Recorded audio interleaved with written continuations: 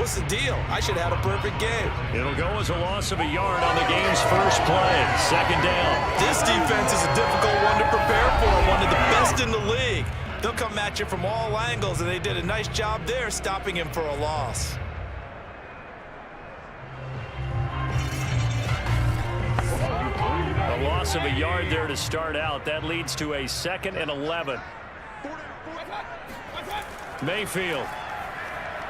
And this throw a bit late as he couldn't reach back for it. Little trouble thus far on their opening drive as they come up on a 3rd and 11. Defensively here, you're facing a top 5 team in terms of points scored in the NFL. So when they're that high power, you get... And that is going to be pulled in one-handed. Wow. And all the way in. Touchdown, Cleveland. Baker Mayfield only 6'1", but he can certainly sling it, and we saw evidence of that right there. And you'd think on 3rd down they'd just be looking for something right beyond the sticks, and I think they caught the defense flat-footed as a result because they decided they were going to take a shot right there, and it ended up being a big play. And that throw, amazingly, well over 70 yards in the air according to Next Gen Stats. Wow. Parkey adds the extra point, and it's now a 7-0 game. Scoring summary, 3-play drive, and it ends with a touchdown for Cleveland.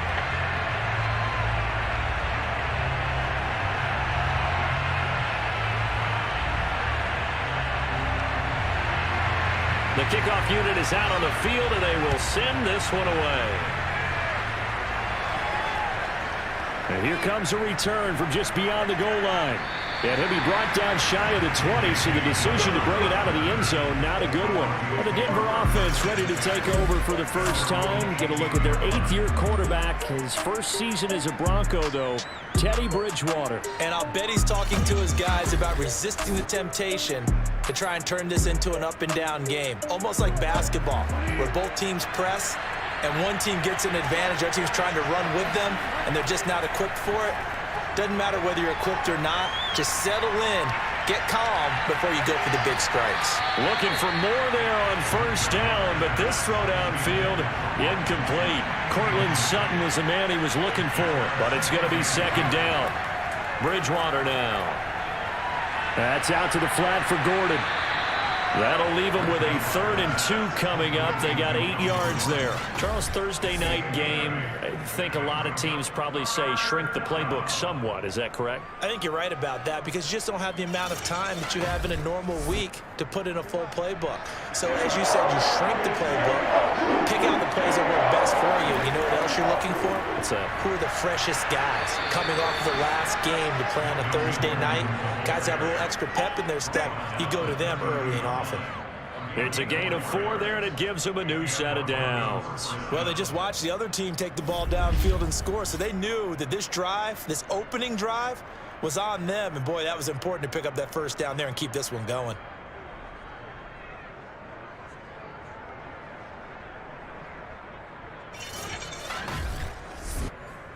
So 1st and 10 now from the 30.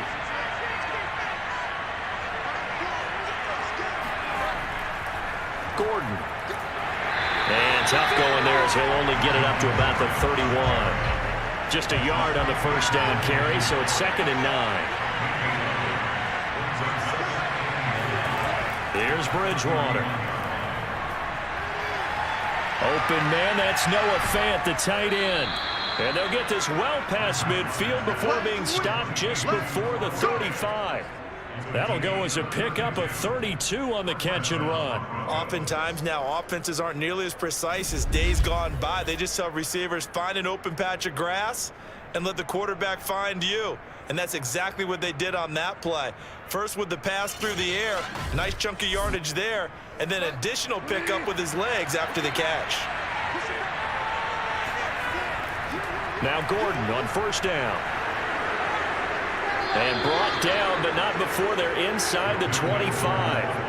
That's over 40 yards of movement with those last 2 plays. Charles, they won last week despite him not running the ball well. They told us need to get him going. Runs like that help. And they talked to us about leaning on him because, as you noted, last week they didn't have to. Still won the ball game. They leaned on other people to give them the yardage that they needed, but they really want him to be that guy, and that's what they're doing early in this game.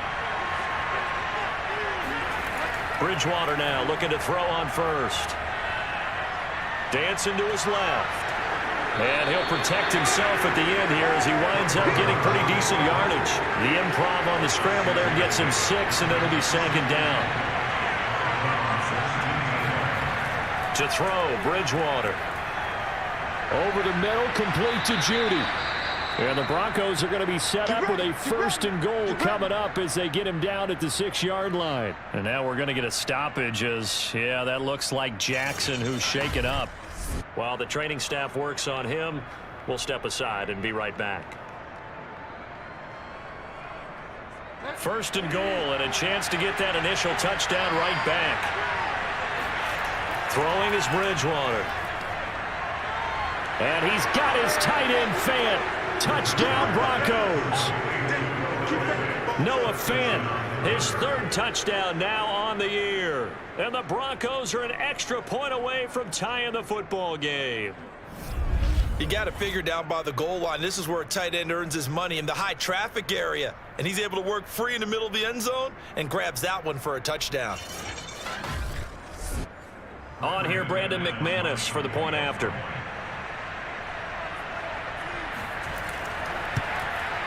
It's up and good. So these teams match touchdowns here in the 1st quarter, and we're tied 7-7.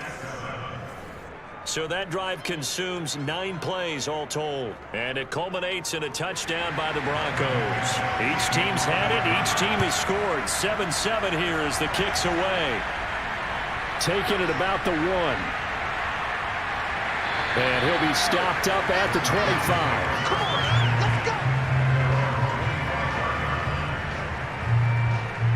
Second drive coming up here for Cleveland as they return to the field on offense. As mentioned, this one of the hottest teams in the NFL, riding that winning streak into this one, but now playing here on Thursday night. Do you think that this helps or hurts their momentum? Well, ordinarily, I'd say it hurts the momentum because now you get that short week. But when a team's playing as well as they are, it actually allows them to down focus and only worry about themselves and less about their opponent. So when you're playing well, you just worry about the things you're doing well and let the opponent deal with that. Ball on the 30. They'll come up with a 2nd and 5. They go play action. Mayfield. And that is incomplete. A lot of force bearing down on him there. He could not hang on. It's 3rd down. Nice play there to force the incompletion. And to me, one thing's for sure. When you're the underdogs and you're playing on the road, you absolutely have to get takeaways. You've got to get the ball from them. Yeah, win that turnover battle. Going to be key. They didn't get one there, but you get the feeling they keep making plays like that, they might just get a few. Yeah, once you get one, defensive teams think they come in bunches. They'll go screen here to Hunt. And he's going to have the 1st down yardage to the 35. Give him the 3rd down conversion, 5 yards on the play. And CD, defensively, you're going against a hot quarterback coming off a 3-touchdown game in their victory a week ago. But what's the big key for them to try to slow him down?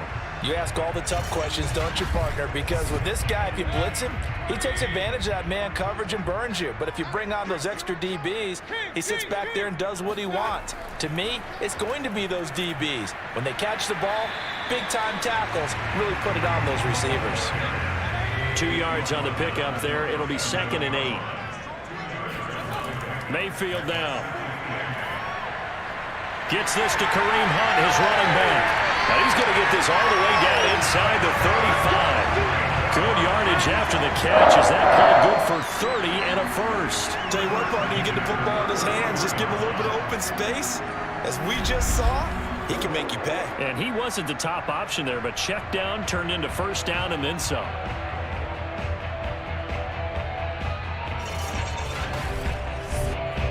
So the big play changes the complexion of things. Here's 1st and 10 just outside the 30. Now Mayfield. It's caught. Beckham. And he's brought down, but not before he reaches the 8-yard line.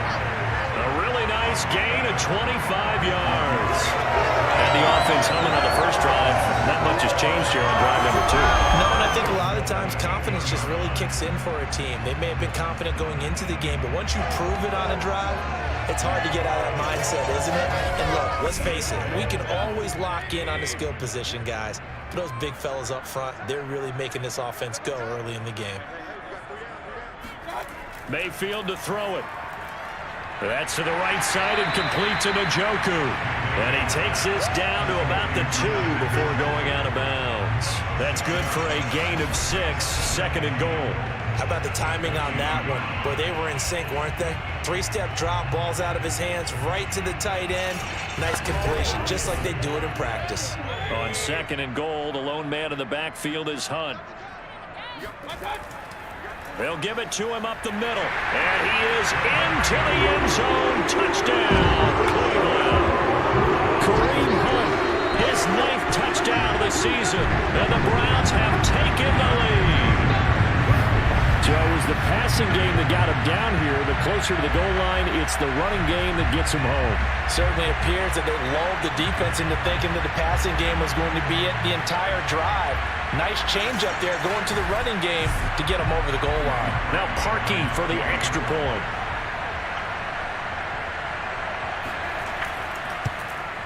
And he's got it. It's now a 14-7 ball game.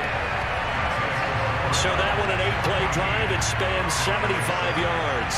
And Kareem Hunt, the one to finish it off, as he did so with a touchdown run.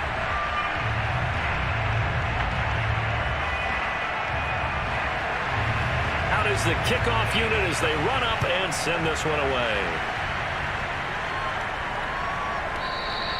And this will come out to the 25 as Hamler elects not to return it. So now the second drive offensively coming up for the Denver Broncos, and they're hoping to redo their efforts in the last drive when they got into the end zone. And just think of what it's like now on the sideline, because when you score a touchdown, you have to go over and look at the tablet and see what you did on the last drive. When you scored points, it's a whole lot better view than when you're trying to figure out how to fix things there. They'll start the drive with a run by Gordon, and he stopped immediately there. No gain on the play. It'll be second down. To throw is Bridgewater. Throw to the right here to Gordon. And he's upended after a gain of 2 out to the 27.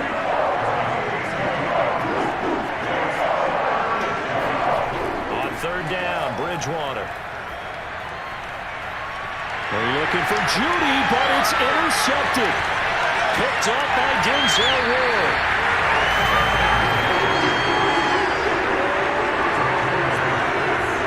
So a first interception thrown for him there, and that really not the best decision either. Not at all, and that's something he did not do in their victory last week. No interceptions in that game, but this defense, they're able to take advantage of an early mistake. Now let's see if they're going to turn it into points. Kareem Hunt and the rest of the offense making their way back out there. And you see his numbers from a week ago. He was up over 100 yards then, and he's already hit pay dirt here once in this one. We always talk about quarterbacks and receivers getting into rhythm, right? Really feeling good, finding each other downfield. I think running backs operate the same way. They can hit a good rhythm and a good stride, and he's carrying it over. And he'll take it into the end zone for a Browns touchdown. Kareem Hunt with his second touchdown in this opening quarter. And the Browns are able to strike quickly to add on to their lead. Boy, missed tackles continuing to plague this defense, and they surrender another big play and a touchdown here. Yeah, but my count, at least 2 guys had shots at it, maybe even more than that. But this defense, they looked out of sorts all game long. That was definitely not one of their better efforts right there.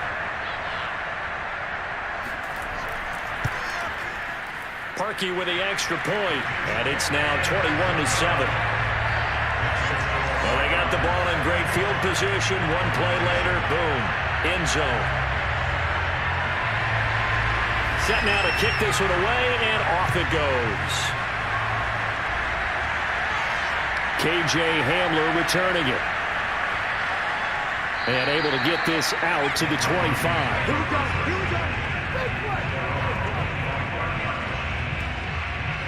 Denver's offense ready to go again. And following the interception, we'll see what they can put together on this drive.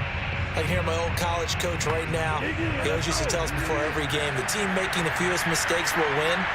What they're hoping is that last mistake is their only one of the game. Coaches, that's all they talk about, turnovers, right? Minimizing those and maximizing opportunities. And seeing no options, he just tosses this one away, incomplete. Now that'll bring up second down. Now the handoff comes to Gordon. And he'll wind up with about 6, up past the 30 to the 31.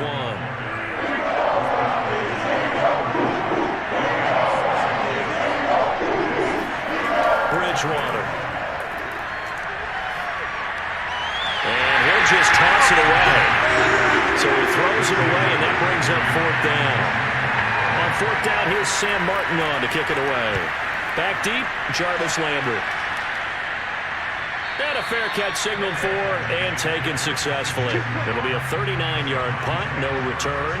And the Browns will take over, 1st and 10. There's Baker Mayfield as he and the Browns offense comes back out. And they must have seen something leading up to this one that said, hey, we're going to be able to go deep because they've gone deep with a lot of success. And pick your phrase, pick your code words, your buzzwords, whatever, vertical stretch, deep passes, go routes, right?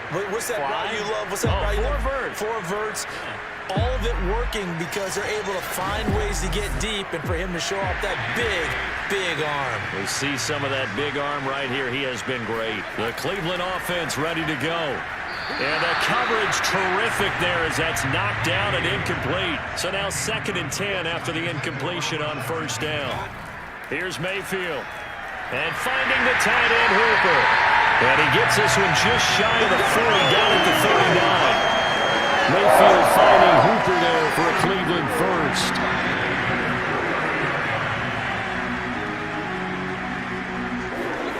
Mayfield off the play fake.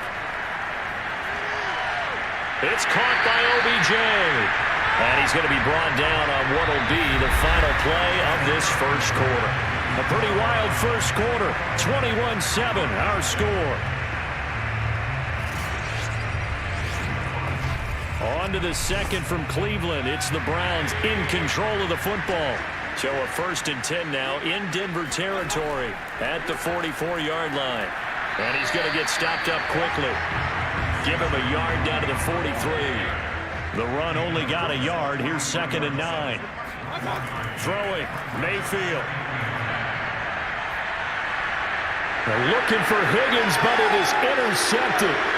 Picked off by Kareem Jackson. And he's able to get it back here to the 43-yard line. So that time the pressure got home just as he was releasing the football and caused the pick.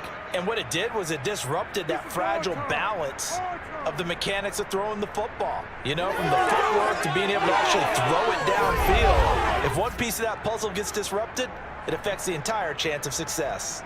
And Denver getting set to take the field. And they're coming off a 3-and-out, my friend.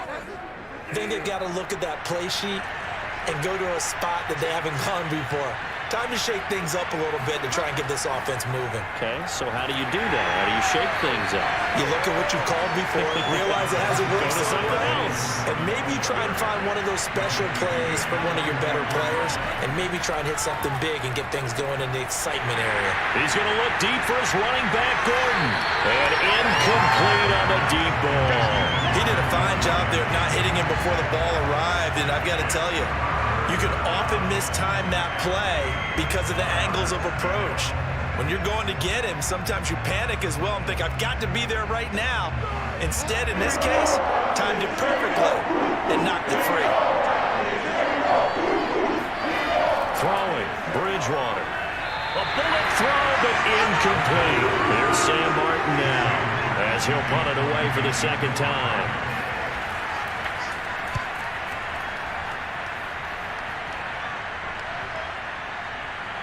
And there's a work of art right there. Out of bounds at the 2-yard line. That is how you flip field position. That's an absolute bomb of a punt. Downs it inside the 5-yard line. Absolutely ideal. From that position, you're hoping to get it down inside the 15, inside the 5. Superb. Beckham and the Browns set to take over again, making his presence felt early in this one. First half, already over the century mark. How about the yards per completion, too? That's a pretty darn good number there. Number of catches, but he's shredding defenses, getting big yardage with each and every one of them. It's a 6-yard gain on the ground, and that'll make it 2nd and 4. To throw, Mayfield.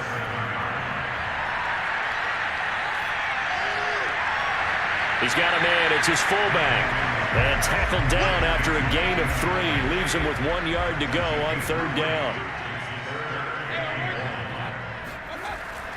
They'll try to run for the first down with Hunt. And he'll get it up a little shy of the 15. They'll spot him down at the 14-yard line.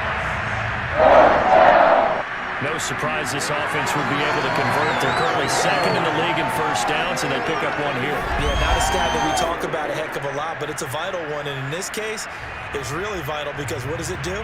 Keeps their defense off the field, gives them a chance to rest.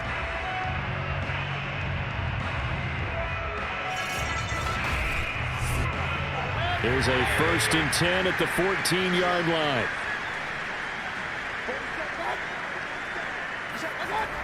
They'll run. This is Hunt. And he can only manage to get a couple.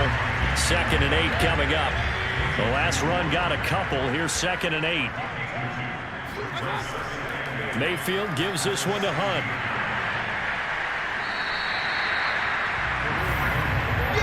The Browns on 3rd down. A perfect 3 for 3 as they look to keep that streak going. This will be 3rd and 5. Mayfield leaves it for Hunt on the draw. He's got a first down past the 30. Finally taken down at the 32-yard line.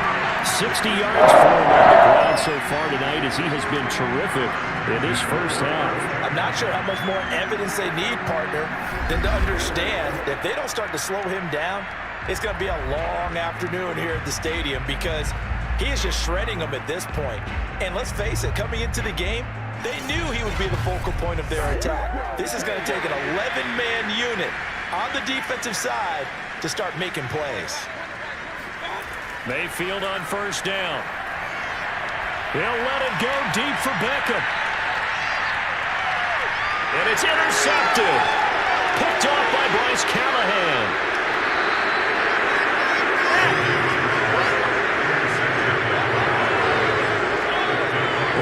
This offense has had their way for the most part here in this first half, but that time, maybe they got a little greedy. Well, it is hard to blame them, isn't it? Because like they said back in the 1980s, greed can be good. Stick with what's been working. But that time, I think he got a little bit too much air under that one, and it turned into a turnover that was much needed by that defense.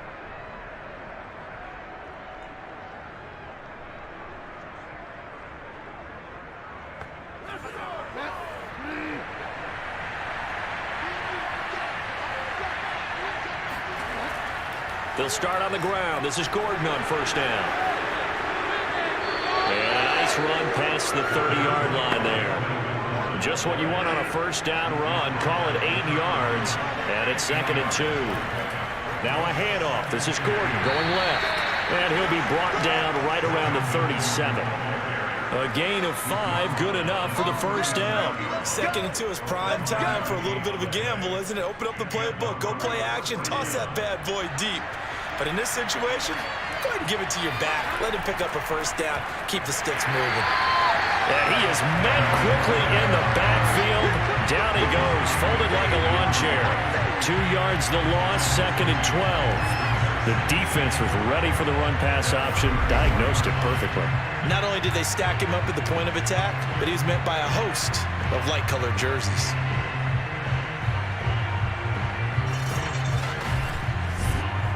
Second and 12.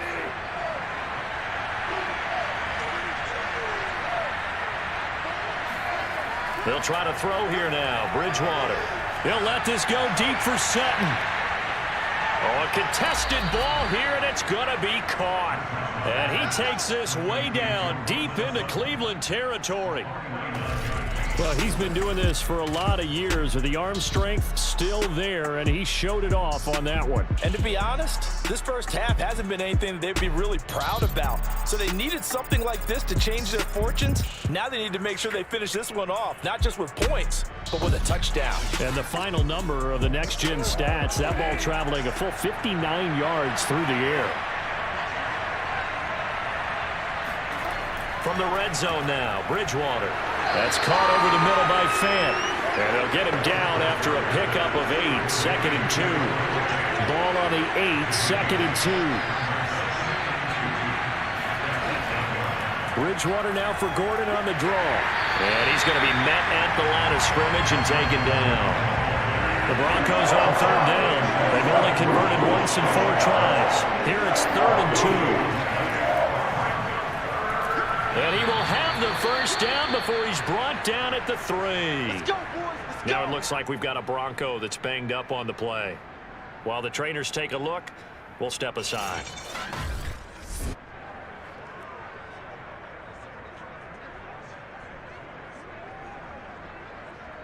First and goal, and they got to be thinking a chance to get right back into this football game. Gordon. And the D not yielding much there. He's only going to get a yard to about the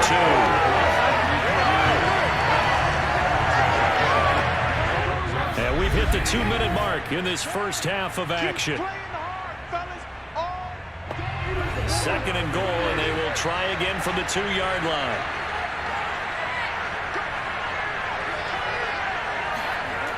On play action, it's Bridgewater.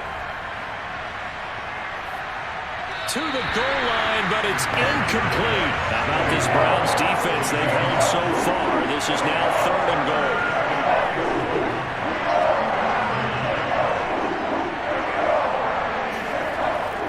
They'll try and punch it in. Gordon. And Gordon's going to be stopped short. And now timeout is whistled as it appears there's a Brown shaken up on the play. We'll check on his status when we get back.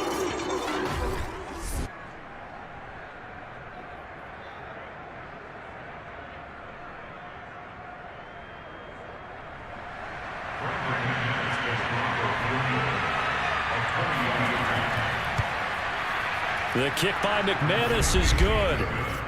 So a long drive gets him down inside the 5, but ultimately they settle for just the field goal. And I have to think that if maybe they were a yard closer, that would have made their decision tougher, and I think they likely would have gone for it. But in this situation, they just decided to take the 3, and I think it was a smart move.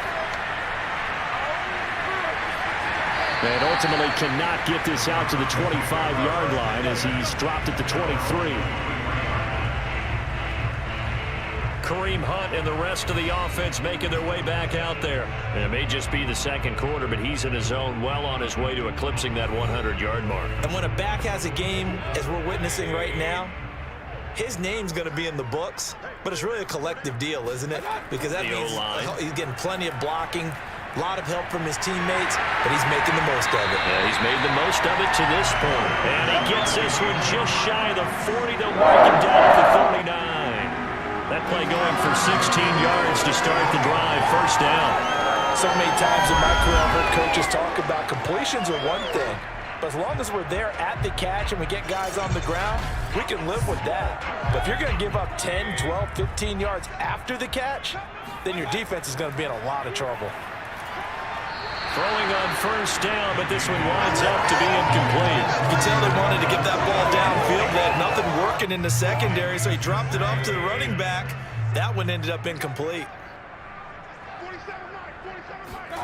Throwing again on 2nd and 10. Mayfield, he's going to float this one deep right side. Touchdown! Donovan Peoples-Jones. His 3rd touchdown now on the year. And the Browns are going to tack on to their advantage. And that looked almost to be a case of, a quarterback saying, hey, I'm going to throw this as far as I can and hope you run under it. Mission accomplished. And I'm telling you, nothing will let up a crowd more than a play like that. Here in the stadium, all eyes were on the receiver streaking downfield, and everyone was thinking, throw it, he's open. What a connection there for the touchdown.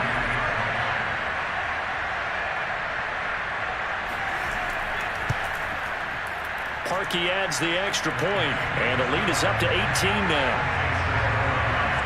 The drive there only spanning 3 plays, and it's capped off by the Browns' touchdown.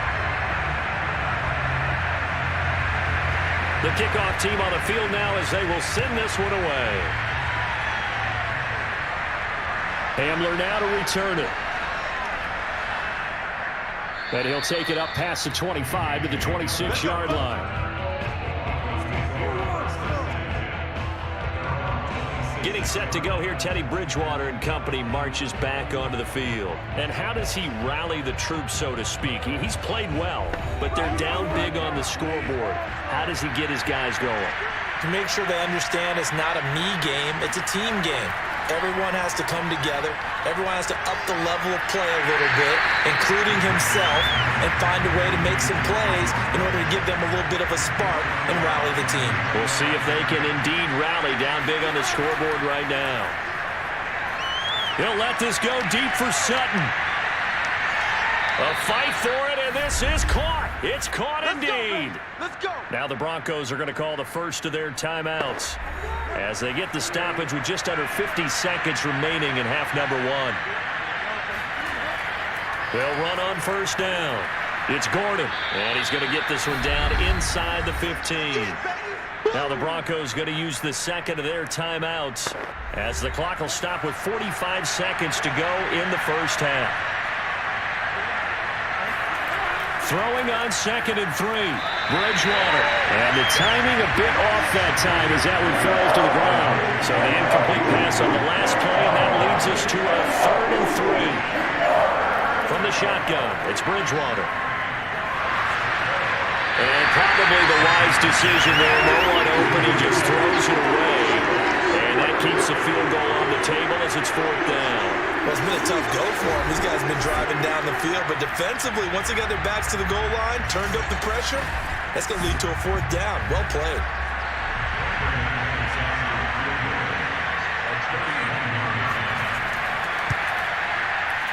And McManus able to put it through, and that'll get the deficit down to 15.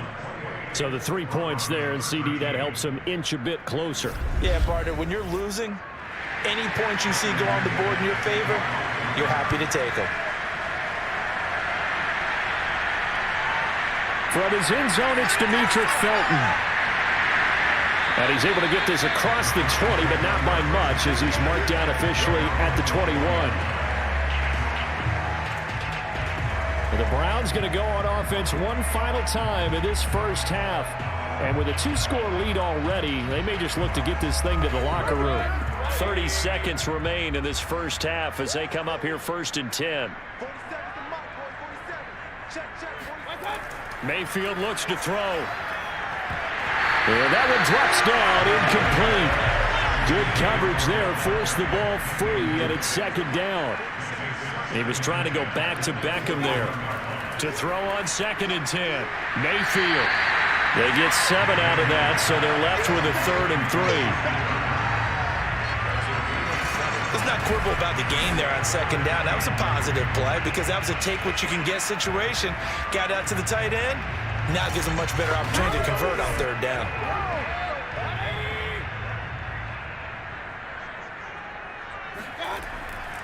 This time they stay on the ground. And this will go as a short gain on what will be the final act of this first half. So we have reached halftime here in Cleveland with the Browns on top as we send you down to Orlando where Jonathan Coachman has our EA Sports halftime report. Coach. All right, guys, thanks very much. We'll get back with you shortly. But first, let's take a look at what's coming up this weekend around the NFL. As far as the early games go in that 1 o'clock window, we'll be focused on that game in Nashville. A big one for the Titans as they'll have to do battle with the visiting Kansas City Chiefs. In the late afternoon games, all eyes will be on Las Vegas. A glitzy matchup there, where it'll be the Raiders taking on the Philadelphia Eagles. And finally, on Monday Night Football, a good one in the NFC.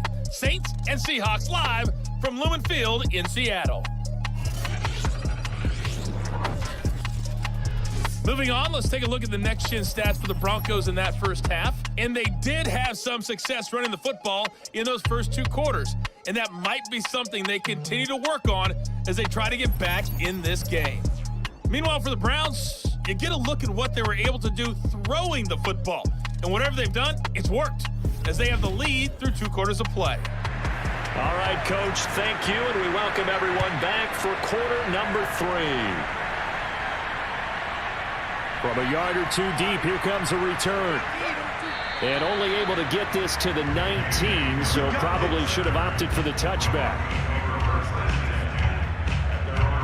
Here comes the Broncos offensive unit here as they'll have it first to begin this 3rd quarter. And right out of the gate, they face what you'd think could be a pretty important drive. I would say so. You know, they're down 2 scores. That's not the end of the world.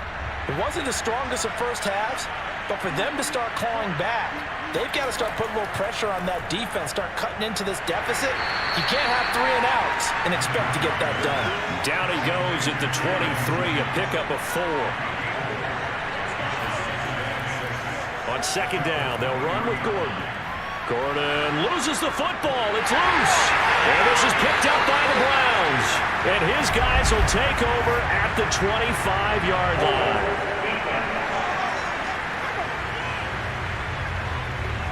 So they elect to decline it. And why not? Just go ahead and let the play stand, and they'll take that. On 1st and 10, Mayfield. And he's going to dump this off to his running back, Hunt. It'll be a gain of 6, and that'll make it a 2nd down. Out of the gun, they run it with Hunt. And he'll take this down for about 4 yards, down to the 15.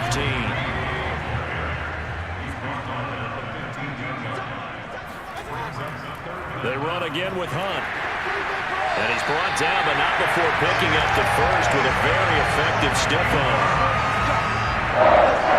So it's pretty simple, partner. You pick up a turnover, set you up in excellent field position. The last thing you want to do is go 3 and out in this spot. Yeah, they would have had to settle for a field goal attempt, but now they keep those touchdown hopes alive.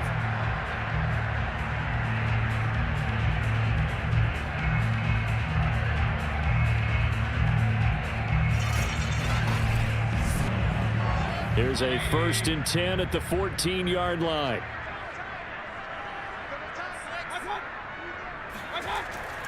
A carry here for Hunt.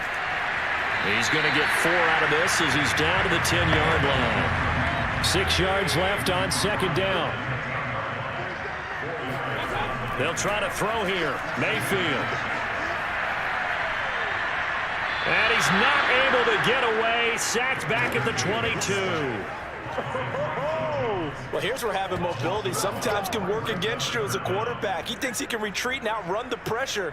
But that time, they zeroed in on him and took him down for a big loss, partner. A really big loss.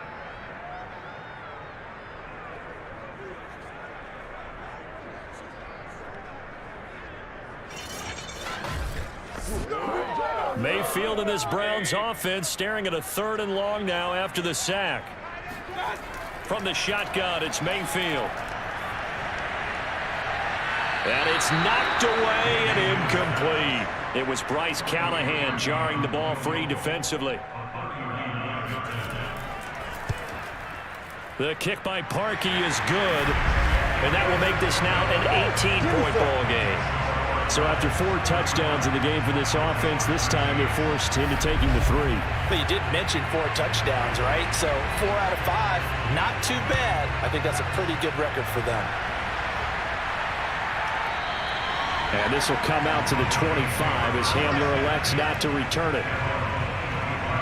And the football going back over to the Denver Broncos. And last time they coughed it up, led to a field goal. They're fortunate that it only led to a field goal, but still, they're not happy about it. Could you sense the relief, though, when they only gave up the field goal and they were able to trot back out on the field and start this drive, a little more pep in their step because they didn't cost their team a touchdown, but they know they've got to do it a lot better than they did on the last possession. The coach will just be relieved, though, if they recoup with a score here, right? I think the coach will be ecstatic to see them pick themselves back up and now take it downfield, punching the end zone without turning it over. To throw again on 2nd down. Bridgewater. Open man. He completes it to Judy. And this will be a gain of 5 as he gets it to the 30. This offense in desperate need of a conversion as they come up on 3rd down. Out of the gun, Bridgewater. And it's going to be incomplete. He was able to catch it there on the right sideline. But out of bounds, says the line judge. And it's going earns a punt as he gets this away. 36 yards on the punt with no return. And that will come the offense as they take over. Kareem Hunt and the rest of the offense making their way back out there. He's toppled the century mark already receiving the football, closing in on that on the ground, too. They've really had trouble handling him. I think from what we've seen in this game, his success through the air has started to open things up for him on the ground because now he's loosened up the defense, right? They've got to play just about every snap as if another receiver can get downfield on them, and he's been that receiver. Now they bring him back to the backfield. I think his yardage running the ball will increase as this one goes on. Well, they might need to devote some extra attention to him, something just to stop the momentum he has.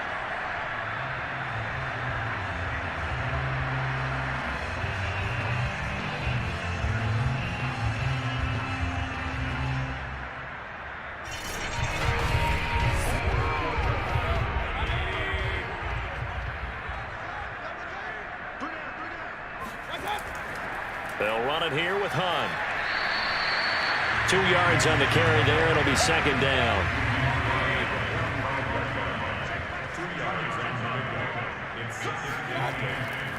Now a handoff. Hunt's going to run left. And down he goes at the 49. A 3-yard pickup.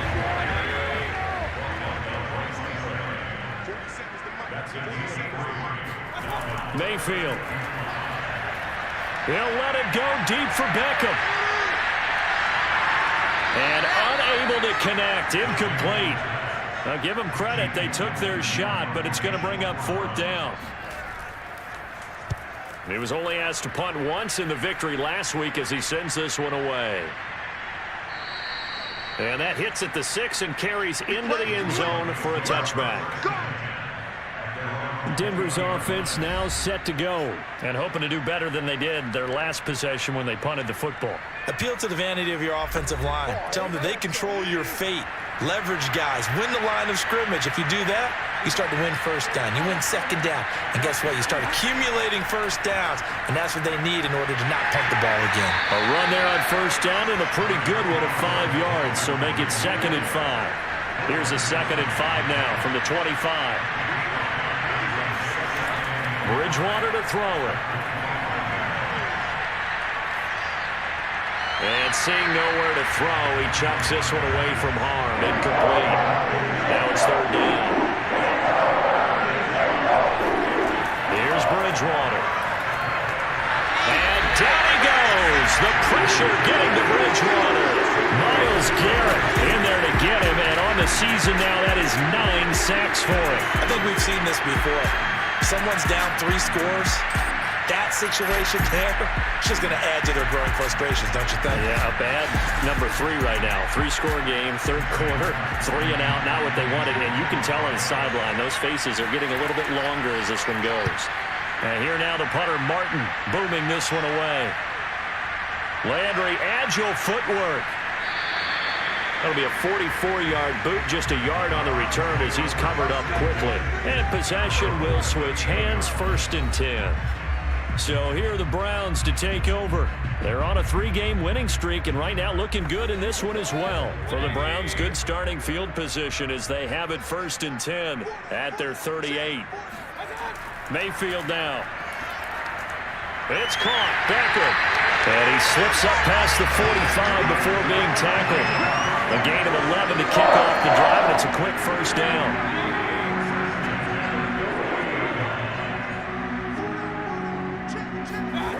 Mayfield to throw it. He'll be brought down by the Broncos. It's a sack. Draymond Jones able to record his 5th sack of the season. And that's his 2nd sack in this one. And you just can't ask a defensive end or an edge rusher to play any better than what we're seeing right now. And, partner, it's still just the 3rd quarter. I'm thinking he's not done yet. Even if he's not getting a sack, he's bringing a lot of pressure to the pocket. A hole to dig out of here. 2nd and 17. Another try after the 1st down sack. Mayfield. And that'll be incomplete. An incomplete pass on that last play, and that means they'll need to come up with something here on 3rd down. The tight end, David Njoku, the intended receiver. And it's 3rd down. And he comes back with one complete. And they'll bring him down right at midfield, and he is well short of the first down. They do get 9, but it leads to 4th down. One hallmark of good defenses is understanding the game, understanding positioning, and tackling immediately in the secondary after catches. I think we just saw that on display right there. Got to him before he ever had a chance to think about turning it upfield.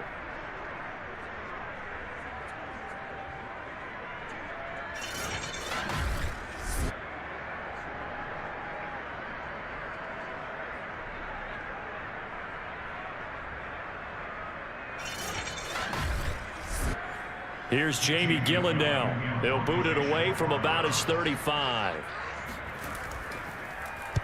And the kick's away as he angles this one for the sideline. This one will sail out of bounds. It'll depend on the spot here.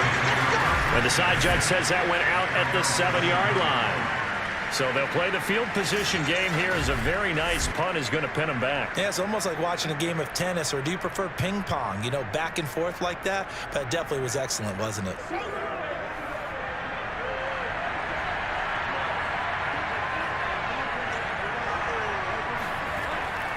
They'll try and get the ground game going. Here's Gordon.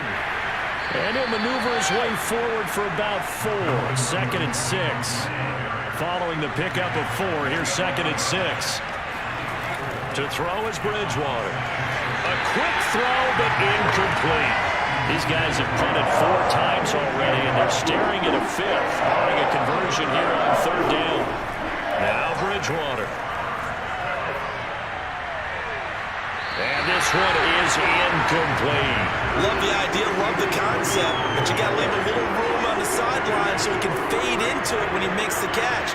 That was thrown too close to it for the receiver to make a play. And he deserves a bronze leg as he gets this one away. Now a fair catch signaled for and made right about the 43-yard line. So possession goes over here on the punt. And the offense will take over with a new set of downs. Kareem Hunt and the rest of the offense making their way back out there. He is hoping to find the end zone for a 3rd time, and we sit now in the 3rd quarter. And nothing would excite him more, but I think even more so, his offensive line. Anytime you've got a guy scoring that many times, that means you've done a really nice job in front of him. You're always giving props to the big fellas up front. It's always a good idea. Those are some massive men. An excellent way to start the drive there, 18 yards. And while we may be looking at the scoreboard, this offense certainly is not, because they're showing no signs of backing down, even with a 3-score lead here in the 3rd quarter. I think they keep taking their shots. They've seen blown leads happen throughout this league. They don't want to fall victim to it themselves.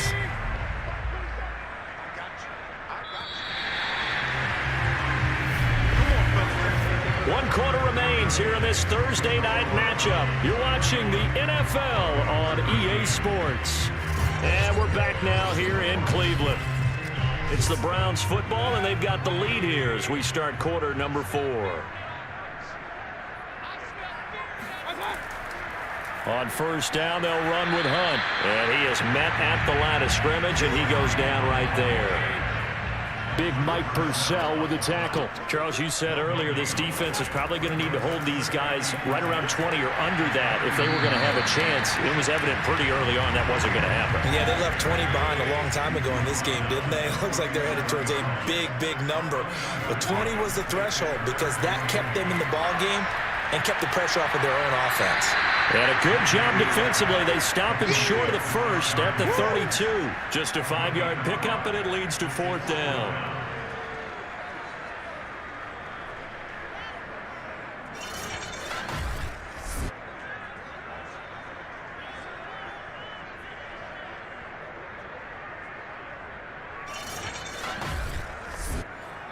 Kevin Stefanski going to take a chance, going for it on 4th. They run for it with Hunt. And boy, is he close. Did he get there? No, they're going to say he's short of the line to gain. Kareem Hunt stops short of the sticks. And the Broncos will take over on downs. So 1st and 10 now from the 30. So we were looking at each other up here in the booth when they went for that, saying, Oh, wow. Talk about trying to add insult to injury. Some teams are just like that. You know, some philosophies, some coaches are like, look, when I got a chance to put some more points on the board, I don't care what the situation, I'm going to do it. And they're also the same coaches as a general rule, but if someone does it to them, you won't hear people protest out of them. That's just who they are. 5 yards. Now it's 3rd and 5. That second down play call was not to pick up the first down. It was to accomplish what they did to get them into a manageable 3rd down because they had incompletion on first down, so they were behind the sticks, so to speak. They needed to make up some ground, and they did. Bridgewater now. And he's going to be marked down short of the first down. Needed the 40, but he's a yard or two shy. They get only 4 that time as that leads us to a 4th down. You got the big lead defensively. Willing to give him that underneath stuff, right? And this is why you work on your tackling. Tackle them after the catch, inbounds, keep the clock running. Just go ahead and bleed the game out that way.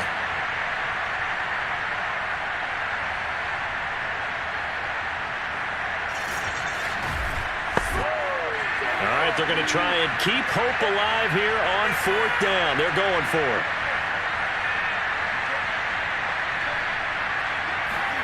Desperation time, 4th down, Bridgewater.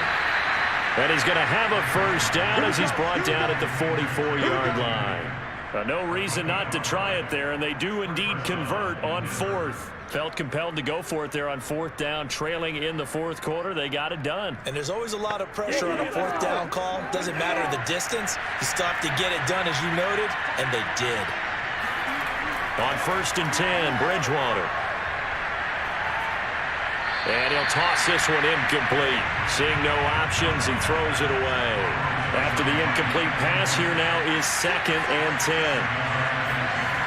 To throw, Bridgewater. Throw to the right here to Gordon. 5 yards. Now it's 3rd and 5. One thing I think that's safe to say defensively, the tackling's been really good. And because of that, it's been very, very hard for them to move the ball because you're not getting the benefits of run after catch. They're tackling them almost on the spot. That means you have to run extra plays, harder to move it. The Broncos on 3rd down. They've converted just twice and have had plenty of opportunities. This will be 3rd. They're looking for Judy, but it's intercepted. Picked up by the rookie Jeremiah Owusu-Koramoah. And the return stops just a few yards shy of midfield. They'll spot the ball at the 47-yard line. Another solid game-changing play for this defense for the interception. At this point, though, I don't know that it's game-changing. I mean, they've got this one in firm control. And you always hear about, you know, those stories about someone left their game plan behind and maybe you benefit from it. I'm not going to say that that happened, but they certainly have appeared on defense to be a step ahead this entire game. Guys are always in the right spot in order to make a play. The offense has had its moments, too. And they're well past midfield, just a yard or two shy of the 40. 106 yards rushing for him so far as his terrific season continues here. No doubt those are the types of carries they're looking for here, Charles. The lead in the 4th quarter. This is when coaches that have a reliable running game, they breathe a little easier on the sideline. Yeah, they love the idea that they can take the air out of the football at this point of the game. That means they're really counting on that offensive line, counting on the runners, taking care of the football. Because you're going to tell your quarterback, hey, no time to be a hero. We're not going to throw it here. Just eat up that clock. And if you have the ball, they can't score. Just a yard on the pickup there, and it'll bring up a 2nd and 9. They'll run with Hunt. And some room to work. And they're able to get this one past the 30 down to the 25. A good pickup there for the Browns, 15 yards. Well, that's a carry they have to be satisfied with. And throughout this game, they've been satisfied with what he's given them. Whenever they've needed a big run, a first down, he's the guy they've turned to. And it doesn't matter what the defense thinks. They feel like they've got the confidence to keep handing it to him and keep picking up good yardage. Now after the run by Hunt, here's 1st and 10.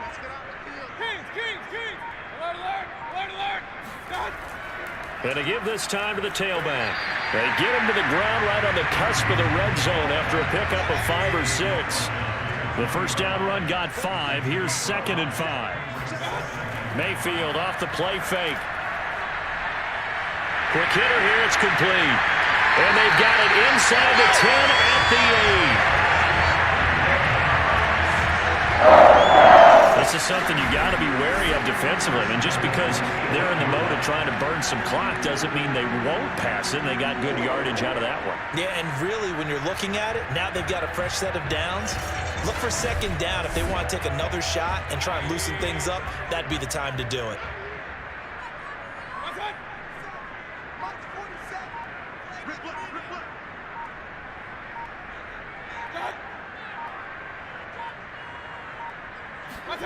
Now Mayfield. And it's caught. That's good for a gain of 6. Second and goal. Coming up to the line, and they will need to run another play here before the 2-minute warning.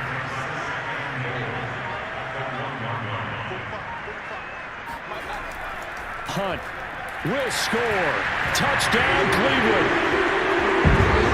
And he keeps carrying the ball into the end zone, and in this one, he's sort of carrying the team on his back. He's the reason that they lead right now. No question about it. And you talk about on his back, he's not minding the extra weight at all, is he? Carrying that just as lightly as he does the football. Yeah, what a great performance so far. Those 3 touchdowns, it's got him in the lead. Now parking for the extra point.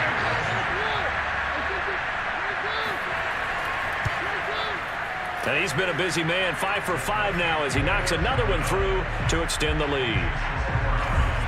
So this drive spans 7 plays. And Kareem Hunt, the one to finish it off, as he did so with a touchdown run. The kickoff unit is out on the field, and they will send this one away. Hamler now to return it. And he'll get it up past the 20 to about the 22.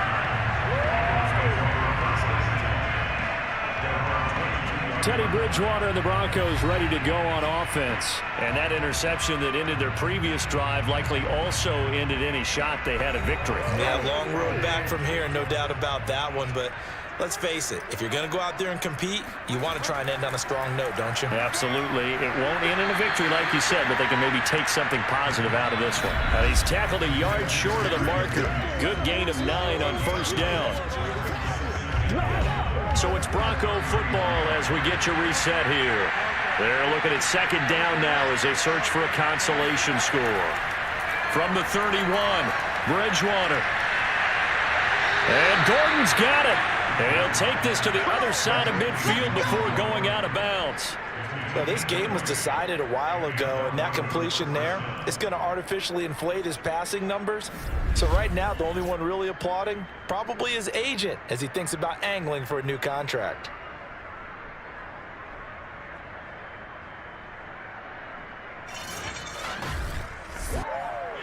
And now it appears that the referee's been buzzed, and we'll get a review. And this being inside 2 minutes of play, everything coming from up above.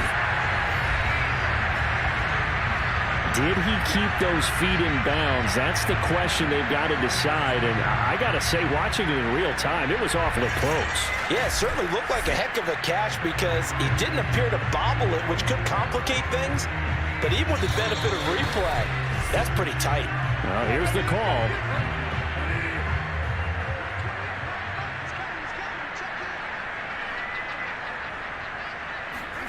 So the folks in New York just going to wind up confirming what the official saw as this play will stand as is. Greg Newsome, a first-round pick back in April, there to make the tackle. Throwing on 2nd and 8, Bridgewater. And down he goes. The pressure getting to Bridgewater. Now the Broncos are going to call the first of their timeouts as they'll head to the sideline and talk over what to do next.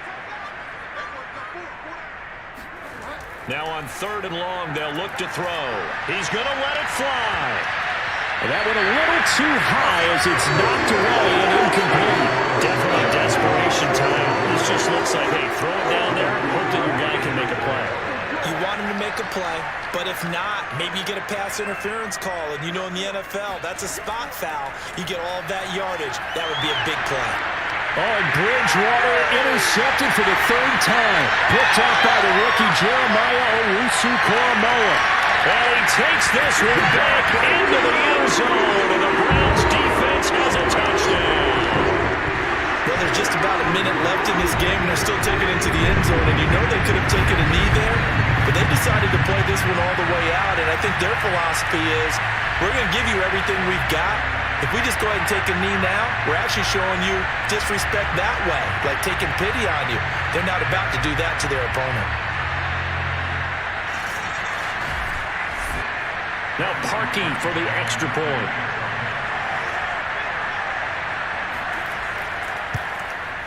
Now this one was over a while ago as they just add on to their big lead.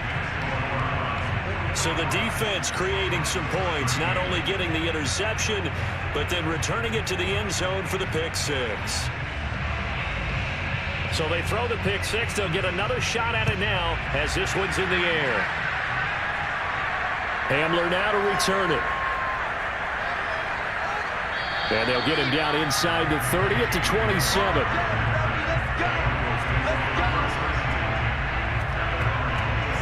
Here's the Denver offense now as they get set to take over here. And that 5-game win streak is ticking away here in the fourth quarter.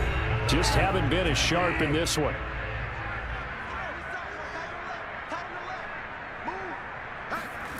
Back to it after the pick six. Bridgewater. And that is going to be incomplete as he led him a bit too much. So after the incompletion on first, now 2nd and 10. Here's Bridgewater. Able to get this to Gordon. Now the Broncos going to use the second of their timeouts as the clock will stop with 55 seconds remaining in the football game.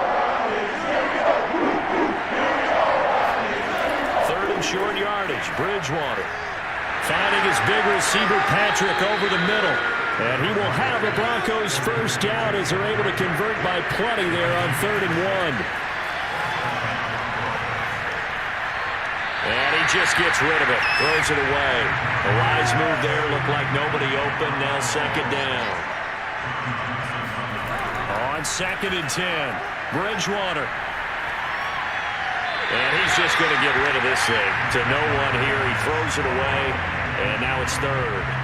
Now they face a 3rd and 10 after back-to-back incompletions. Bridgewater again. And he overshot him there. It's out of bounds, incomplete. Here's Sam Martin now as he'll come on to kick for a 6th time tonight.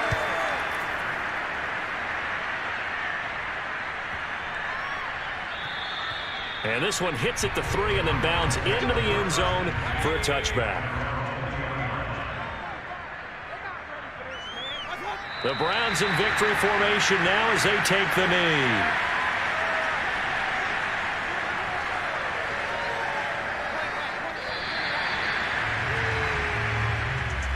Well, Charles, it's one thing to win. It's another thing to win and put up the amount of points that they did. Boy, were they clicking on offense. They can't help but feel great about themselves, can they? I mean, what a game to put up that number of points, continually feel like they're moving the ball and things are working and clicking. They think that they can bottle this and carry it with them. And as an offensive coordinator, you just don't think you can do anything wrong. Whatever you call, run, pass, it's all going to work. That's called being in the zone. So for Cleveland, the win moves them up to 5-2 now on the year. And they'll get a few extra days to get ready for next week where they take on the Pittsburgh Steelers. Meanwhile, for the Broncos, they dropped just their 2nd game so far as they fall to 5-2. And they will be back home next week for a date with Washington.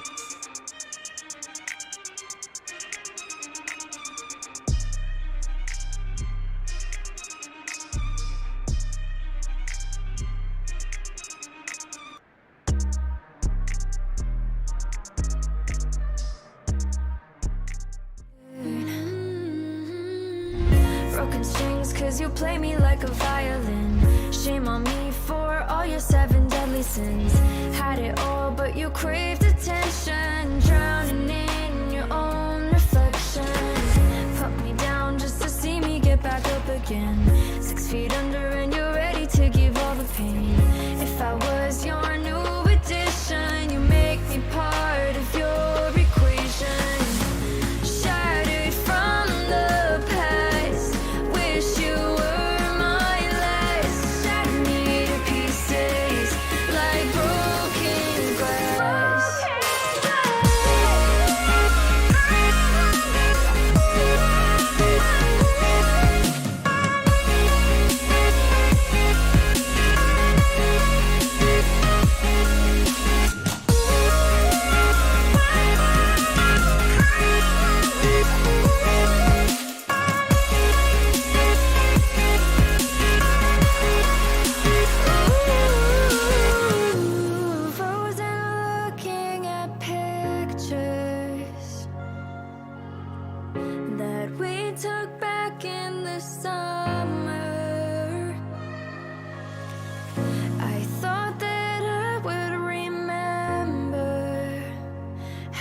used to feel, but this isn't real.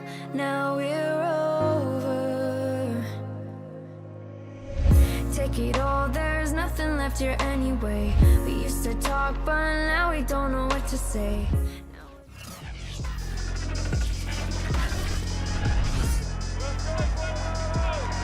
Coming up, it's a cross-conference clash with Indianapolis taking on San Francisco.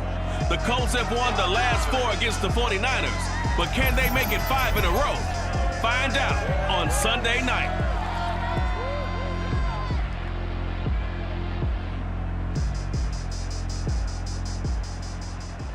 We are about 40 miles or so south of Candlestick Point at a place that first opened back in 2014 as you get a look at Levi Stadium here in Santa Clara, California.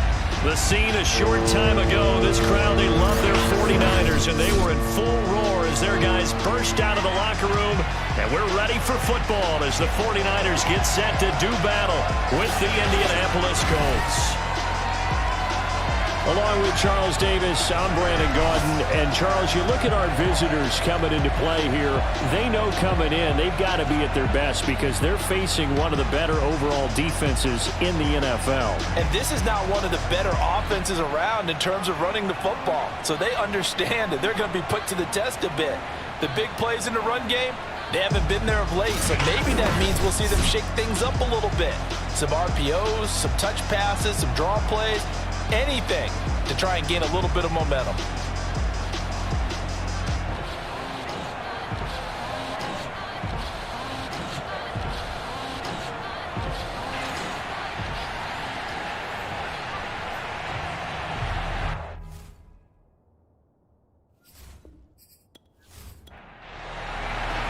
Getting toward the halfway point of the NFL season. Week 7 is underway on EA Sports. Here's Richie James on the return. And he returns this to the 22. The 49er offense coming out here for the first time, led by their quarterback, Jimmy Garoppolo. Garoppolo, 5th season with the 49ers, 8th overall in the National Football League. And coming off of an early season open week. And in this situation, what he told us when we sat down with him was he spent a lot of time working on fundamentals, kind of getting back to basics during that time, as opposed to having to worry about healing up or resting up. It's too early in the season. Get back to the basics, get his game going again. The throw right side is complete here on the first play of the drive. And they got it well across midfield down to the 40 before it's all said and done. A big pickup of 38. That's some early fireworks on the first play from scrimmage. The last fireworks I saw, July 4th, okay? Here they are celebrating the start of this game the exact same way. Explosive right out of the gate. So the big play moves him all the way across midfield to the 40 now for 1st and 10. First carry for Raheem Mostert. And he gets this to the 35. Good for a gain of 5. After the pickup of 5, here's 2nd and 5.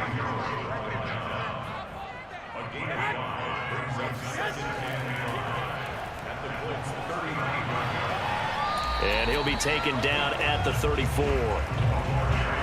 Well, speed is definitely a calling card if you play cornerback in this league, and he does a terrific job there of hustling in quickly to make the play. And one thing about a play like this, if it's slow to develop, it can turn out poorly. And this play was definitely slow in developing, and that was one heck of an effort to sprint over there and get the man down before he could make anything happen. And according to Next Gen Stats, his top speed on that one, better than 20 miles an hour. In need of a conversion on 3rd down. They had the big play to start the drive, not much sense. To throw is Garoppolo. Got a man, that's Richie James. And now a fumble. The ball's out.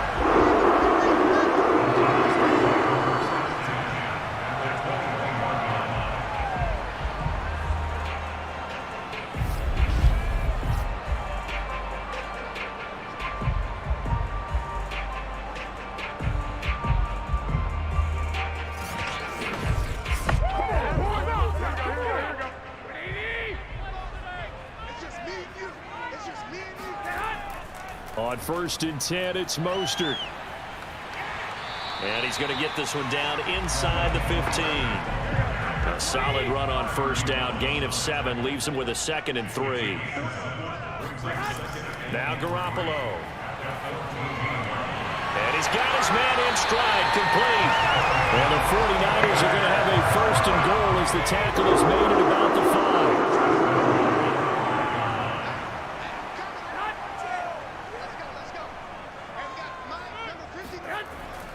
Here's Mostert.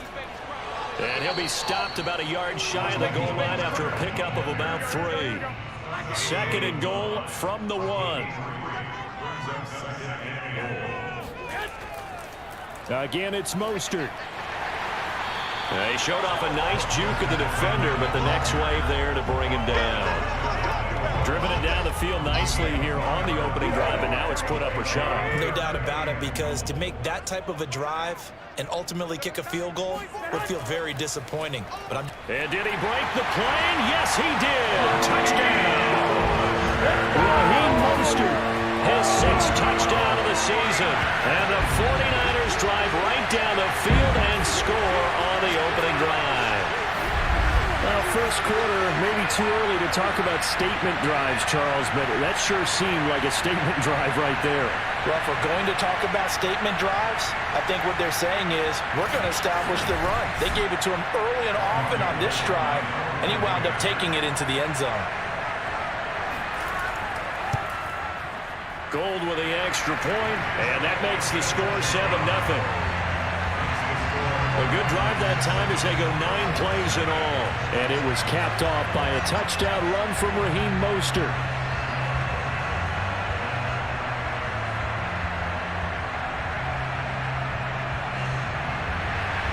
After the touchdown, it's Robbie Gould now to kick it away. And Rodgers will hold on to this one, and it'll come out to the 25. So the Colts now coming out for their opening drive.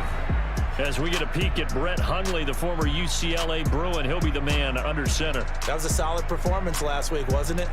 2 touchdowns, no interceptions, ran the team well, won the ball game. Bottom line, may not have been earth-shattering, but it didn't need to be. Throwing, Hundley. And a dangerous throw there, incomplete. He threw that into coverage. It was nearly intercepted. To throw once more on 2nd and 10. Hundley, he'll take a shot downfield for Pittman. Pittman with a great grab. Give him 32 on the play. I don't think we'll ever get enough of watching one-handed catches, and when they pay off, they are spectacular. But how about the times they don't pay off and coaches go, 2 hands still works. I know, but they go for them so often now that I'm almost starting to take them for granted. Yeah, that's unbelievable, isn't it? Because these are sensational type plays. Especially that one with the defender right there. They'll run it here. This is Marlon Mack. And nothing doing. He's immediately taken down at the line of scrimmage. Fred Warner, first-time All-Pro in 2020, hit on the stop defensively. Here's Mack to get it again on 2nd down. And he's dropped right at the 40. Gain of 3. The line to gain is the 33 on 3rd down. Now Hundley. That's complete to Jack Doyle, the tight end. And he is going to have a Colts first down as they're able to get the 3rd down conversion.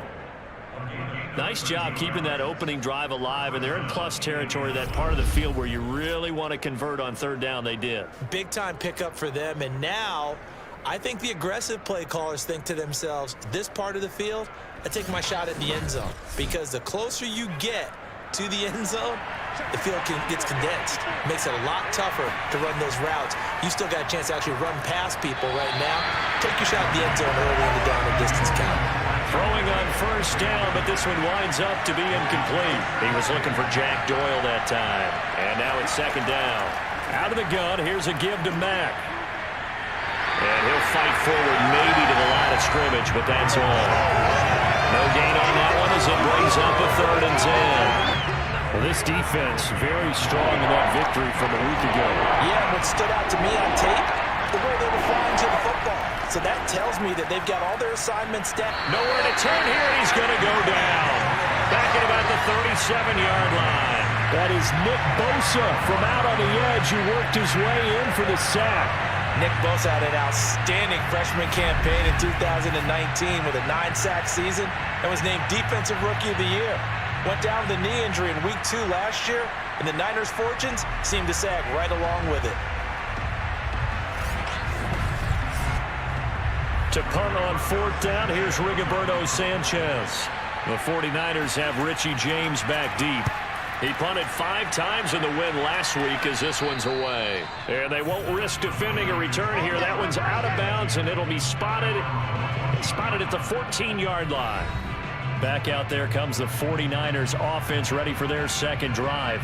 And they enter play here in this one on a 2-game win streak, plus they come off the open week as well. So this is a team that has a lot of things working in their favor. Oh, it certainly is, and let's face it, this team is playing so well. The worry now is that after a few extra days off, they'll be sluggish coming into this game. So I've heard that he spent more time in practice working what they call good versus good, starting offense versus starting defense. They want a fast start in this next game. Meanwhile, they take a shot to start the drive, but this is going to wind up incomplete. Back to the air on second. It's Garoppolo. Trying for Ayuk, but it's intercepted. Xavier Rhodes with a pick. Well, this had trouble written all over from the start. He's got 2 extra defensive backs in the game he's got to deal with. They're in a dime set. So everywhere he's looking, he's seeing a different color jersey. And sure enough, this one winds up being intercepted. Second drive coming up here for the Indianapolis Colts. And they are right at the 500 mark on the year and got there with a victory a week ago. And I think right now I put myself in the shoes of the head coach and say, all right, time to reset a little bit. And I don't give my team a win one for the Gipper speech. But I do say, look, we haven't played our best football yet, but we are at 5. And down he goes. The 49ers get there. Samson Abuka. Credit him with a sack as he buries him for a loss of 10. Boy, that's tough, Charles. First play of the drive, you're hoping to stay ahead of schedule. You take that huge sack, and now you're facing 2nd and a mile. And the entire time, you were probably thinking the same thing I was. Either get rid of the ball, safely of course, or go down. The yardage he gave up on that play, that's going to be tough for them to make up. So now 20 yards to go on 2nd down after the sack. Work to be done. On the give, this is Mack. And nothing doing here as this time the run maybe gets him back to the line of scrimmage, but that's it. No gain on the play this time, and it'll be a 3rd and long situation coming up. Taken in by the tight end, Doyle. And he's going to get this to the 31, but that is still well short of what he needed. It's a gain of 11, but they're still well short. It's 4th down. So much about this game is just understanding situations and then having to execute, isn't it? Guard the first down sticks. Don't let them get there. And they rallied and made the tackle.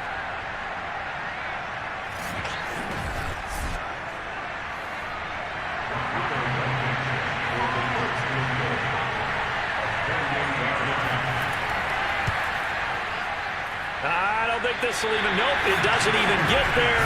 Well short.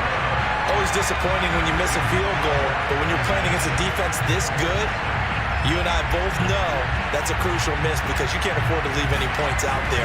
You've got to take them when you can. San Francisco's offense returns to the field. A tale of 2 extremes already in this game. A touchdown pass on their opening drive followed by an interception last time out. Now, it sounds like things balance out, right? What's that mythological thing that we do? If you have a candy bar, have a diet soda with it, it balances it out. And we know that's not really true, right? Because the interception, that sting lingers a little bit longer. Got to come out now and put together some nice plays. First down and a little extra from Mostert. And he's going to get this into enemy territory at the 45. Successful start to the drive, 17 yards, and moves the sticks. A good run there off right tackle in an old school NFL football. The right side, the offensive line, often known as the nasty side. The left side, usually the technical side. Kind of reminds me of the old Atlanta Falcons 2009, 2010. That's how they constructed their offensive line. Garoppolo now, first down throw. Man open, that's Deebo Samuel. And he's corralled, but not before getting it inside the 35. get a dozen there, and it's a first down, 49ers. After one, 7-0 on EA Sports. The 49ers with the football here to begin the second quarter. Back-to-back good plays have them on the move on first down. Garoppolo going to give to Mostert. And not much running room. Down to the 32. Defensively, a solid response after giving up back-to-back first downs.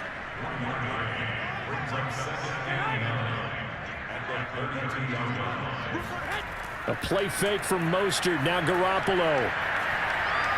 Looking left sideline, but it's incomplete. They got to get to the 23 here on third. Garoppolo. That's complete to Dwelly, his tight end. And he is out of bounds inside the 30. They get only 4 that time as that leads us to a fourth down. And Gold is able to put it through. And the lead moves to 10-zip. So a nice kick there as they are able to add on to their lead. And that's exactly what you're looking to do. Maneuver yourself into range. That way, if your drive stalls out, you're able to get something out of it. And they do so right there. Here's Isaiah Rodgers to return. And he won't quite make it to the 25. Get ready, get ready, get ready. And now Indianapolis set to take the field. Nothing for them yet from an offensive standpoint. Down 10-zip as they come up 1st and 10.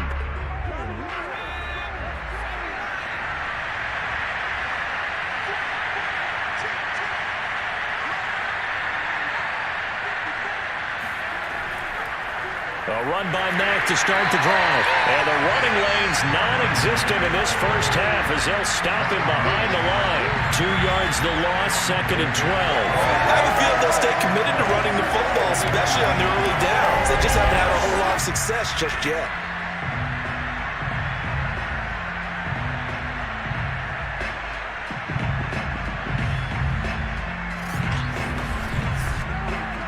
The opening play of the drive goes backwards. Now they'll come up on 2nd and 12. On the handoff, it's Mack. And they're able to get this one across the 35. That one for Indianapolis, resulting in 15 yards and a fresh set of downs. How many times do we say in this game that speed kills, and it does it in so many different ways? In this case, you got a back who's quick and shifty, can make moves, make people miss, but also gets to and through a hole before it can close down. That's some of the benefits of that speed, not just outrunning people in the secondary. And that led to a really nice game. Now a man open down the middle of the field. And he's got this to the 30 before being taken down. A very nice pickup of 33 yards. For an offense that has not found the end zone yet, that's a big play. There's the spark right there. The big play that they needed. Now they've got to go ahead and finish this drive and put this ball in the end zone.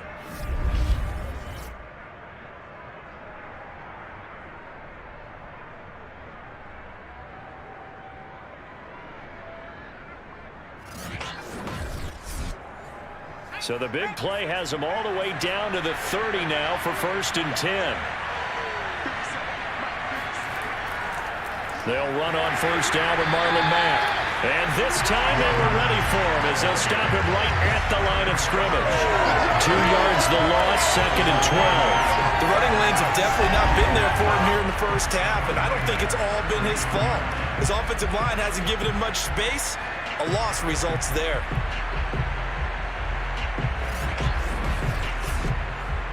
Now they contend with a 2nd and 12 after the loss.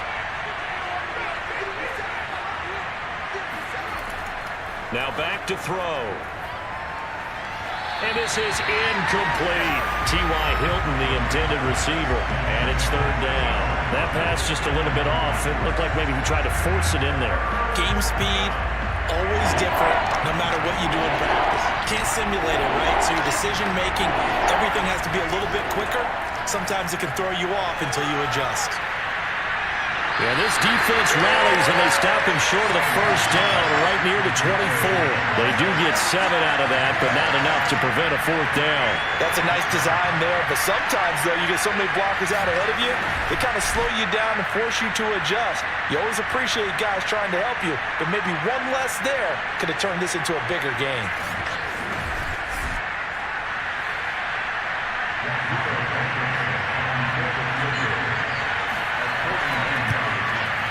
Blankenship's kick is good. And they get themselves on the board here. It's 10-3. So they do get 3 points, but that's now 3 drives with only the 3 points, not a ratio that's going to win you many ball games. Not at all, Brandon. And think about it this way. We all know payoff is the key, right? And wouldn't we love to have the concession on every T-shirt that's been printed in football that says finish on it? Because that's the mantra everywhere. Got to be able to finish drives, put points on the board. San Francisco set to go on offense once more. And they're not going to play this conservative, I don't think. They had the field goal last time, and they're up, but they're looking to put a drive in the end zone. Oh, I agree with you totally. No one goes out on the field and says, all right, let's just settle for 3, except in certain situations, trying to ice a game, that sort of deal. Most of the time, it's end zone. And now Garoppolo is in trouble, and down he goes. DeForest Buckner, he's the one to get him, and that is sack number 7 for him on the year. It was a little bit of a surprise when DeForest Buckner was traded from the San Francisco 49ers to the Indianapolis Colts prior to the 2020 season, but it sure paid off for Indy. Named All-Pro for the first time with 9.5 sacks. After the sack, it's 2nd and 19, and the road gets a bit tougher from here. Another try after the first down sack. Garoppolo. 8 yards on the completion, but now they face 3rd down.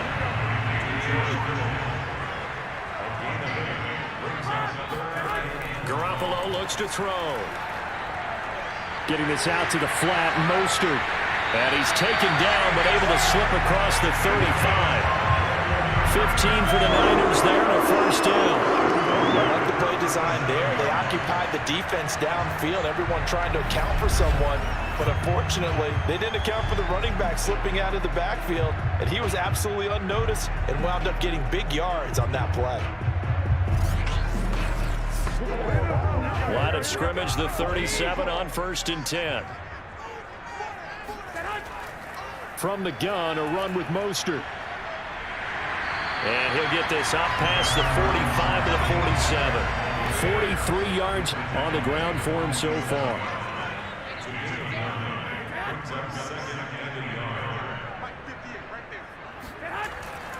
Second down, here's Mostert again. First down and a little extra for Mostert. And finally down at the 36-yard line. 18 yards, first down Niners. And this is an example of breaking down a defense, because on a lot of these runs, he's getting past the point of attack, and guess what he's doing? Forcing the secondary guys to have to make a lot of tackles.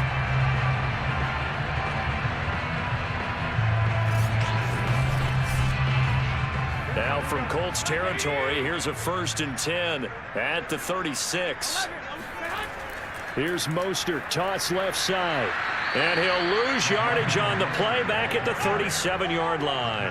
2 yards the loss, 2nd and 12. Sometimes being a linebacker in the middle of the field is kind of like being a doctor on the field. You got to make the right diagnosis. Here he correctly sets his run and shoots through to make the play in the backfield.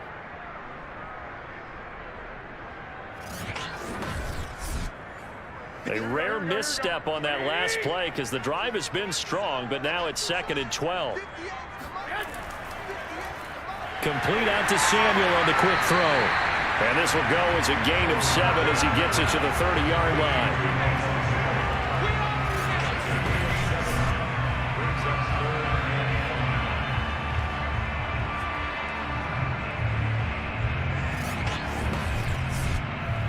The Niners on 3rd down. They've been good, 3 for 4 thus far. This will be 3rd and 5.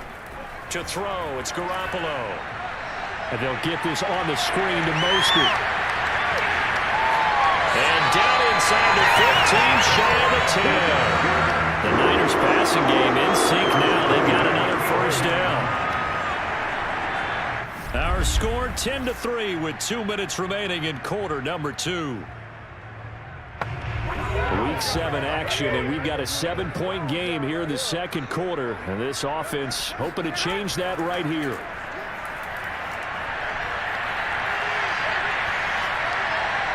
That'll be caught by Ayuk. Touchdown 49ers. Brandon Ayuk, his first touchdown on the year. And the Niners are able to stretch their lead. They went 5 wide in that offensive set. And racing, going 3 wide's a big deal. To go 5, how about the way that they finish things off? Did you just fit a race car reference into the game? Zoom, zoom. How about the way that you play? When you go 5 wide, that means you're going fast now. Zoom, zoom indeed. Gold to add the extra point.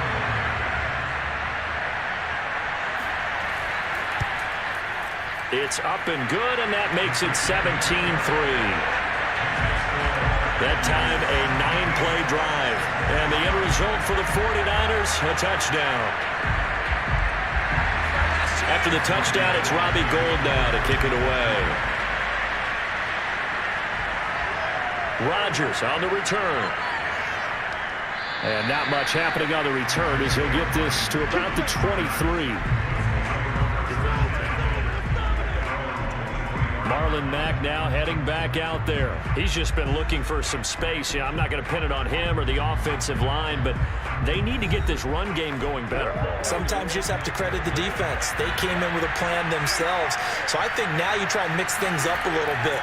Get the ball in the hands of some other people, find some other playmakers, but always let the defense believe that he's still a threat. I was going to say, don't forget about it. No, don't take him totally out of the game. Right off the bat, it's a first down to start the drive, 12 yards.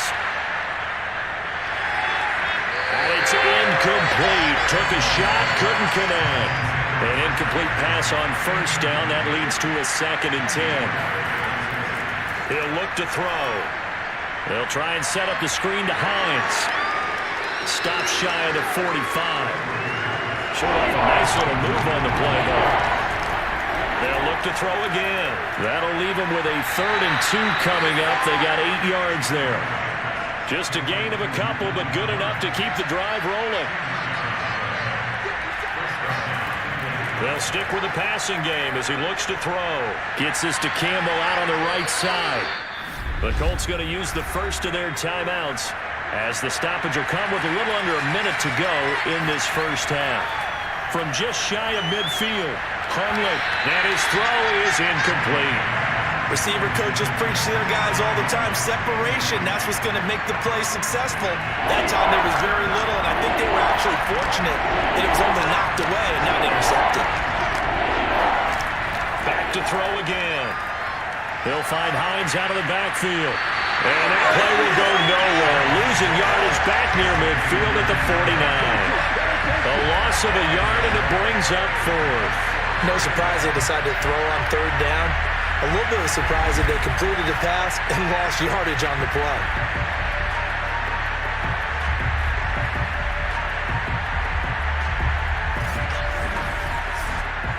Now here's Rigoberto Sanchez as he'll kick it away for the 2nd time.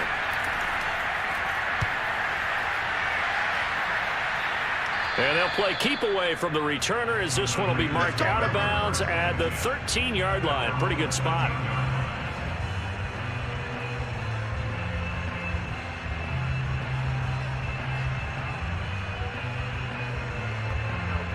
The 49er offense set to get this drive underway. And with only 9 seconds remaining, well, not much time, we'll see how they play this. They'll indeed try to run it out as they start on the ground. And he'll just push his way forward for a few as the clock will run. So we've hit halftime here in Santa Clara with the 49ers out in front. As we'll send you back over to Orlando with our EA Sports Halftime Report, here's Jonathan Coachman. Okay, Brandon, thanks very much. Welcome in, everyone, to our EA Sports Halftime Report. Let's get you caught up on what's going on around the NFL.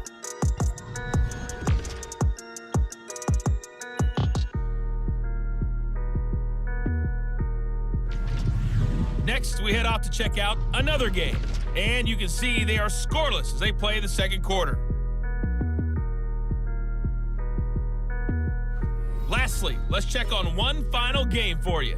And you can see they are scoreless as they play the second quarter.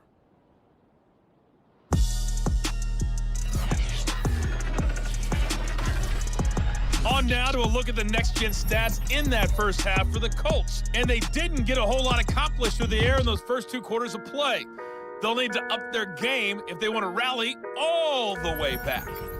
Meanwhile, for the Niners, we check out their numbers on the ground as they'll try to keep the momentum going into the second half.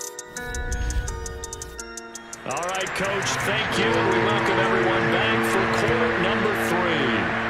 It's the 49ers out in front, and they will get the football first as well as we are back and started in the second half. The drive will start at the 25-yard line here as Rodgers will not return it. Out come the Colts. They'll have it first here to start quarter number 3. And they're still very much in this game, although they do trail. What's the game plan, Charles, for the second half? It might be a little counterintuitive because most people will think losing equals passing the ball more, but I'd establish the running game. They kind of went away from it in the first half. I think if they get back in balance, it'll help them when they put the ball back in the air. And seeing no options, he just tosses this one away, incomplete. Now that'll bring up second down. They'll set up to throw. They'll run the screen with Mack. And he's upended after a gain of 2 out to the 27. This offense in desperate need of a conversion as they come up on third down. He'll drop to throw. Oh, that's into double coverage and intercepted. Picked off by the safety, Jarquiski Tart. And they will set up shop at their own 41-yard line. The first half did not go their way, and that's not going to help matters at all. An interception here on the opening drive of the third quarter. Obviously not what they were striving to accomplish. But you know who's really upset on their team? The defense. Already trailing. They're going to be counted on to try and hold that score at least where it is. Here's a look at the 49ers offense as they make their way out for their first possession of the second half. And their defense just helped them out by getting the football back on the opening drive here in the second half. And now can the offense follow through with points on their first possession? And that's a big one for them because after the work the defense has done, they've got a chance here to open up this lead. A pass there over the middle to start things out. 5 yards on the catch there, brings up second down. They'll run right side with Mostert. And he works his way forward for about 4 up to the midfield stripe.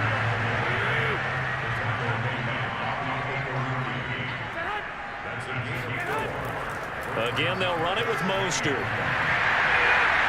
And he's got the first down yardage before he's brought down at the 42.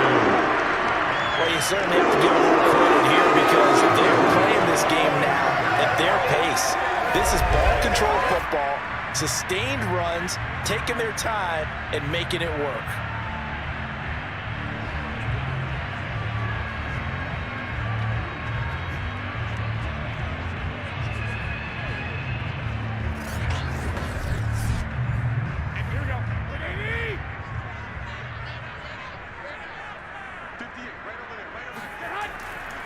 Here's a handoff to Mostert running left.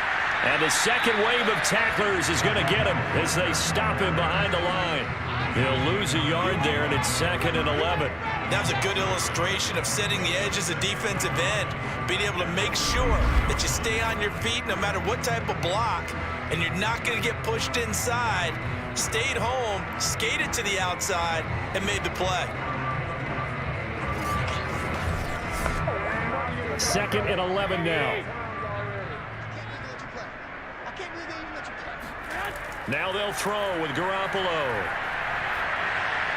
That's over the middle and caught by Ayuk.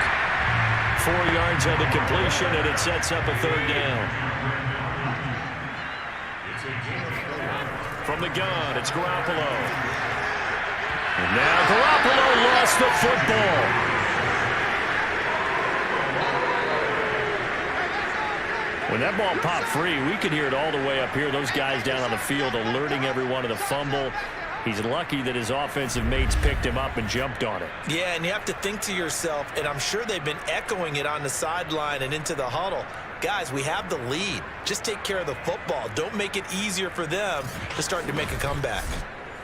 Here comes the 49ers punter now, as he should be able to pin him back deep here with his first punt. And this will depend on the spot as it sails out of bounds. And they'll say it sailed out at the 10-yard line. And for an offense that is struggling, this is not where you want to start from. Great punt. Fantastic punt. And for all those who wonder, what do punters do during the course of practice each and every day? The best ones do what we just saw there. Work on positioning the football and helping their team. They go back to the air here after the INT on the last drive. Finds his big tight end, Mo Alley-Cox. And he's able to get this one all the way past the 30. 22 yards on the catch and run, a first down. When you get a big tight end like this, sometimes it takes more than one man to bring him down. Oftentimes your best bet, just jump on and hold on and wait for your teammates to arrive to help get him on the ground.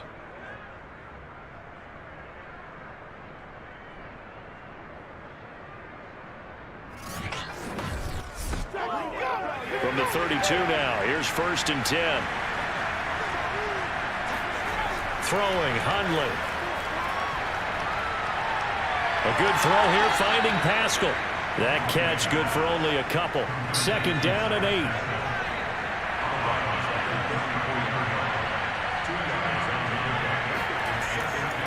A give, running right is Matt.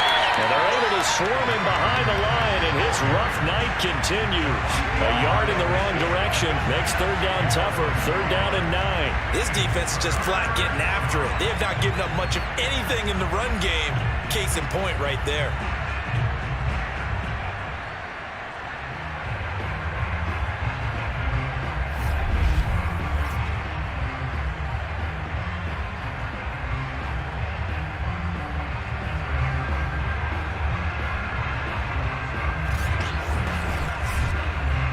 This offense in desperate need of a conversion as they come up on 3rd down. Now Hundley. Into the hands of his running back, Marlon Mack. And he went backwards. He'll be down at the 30. And a loss of 3 to bring up 4. Well, plays like that, Charles, no doubt, they're just going to continue to fuel this crowd. And this defense is already playing well, but it also feeds on the energy of that crowd that you're talking about, and that takes them up to another level. Right now, they're playing really loose. They've got the lead, and what a nice stop they just made there behind the line of scrimmage. Now here's Rigoberto Sanchez as he's on to punt for Indianapolis.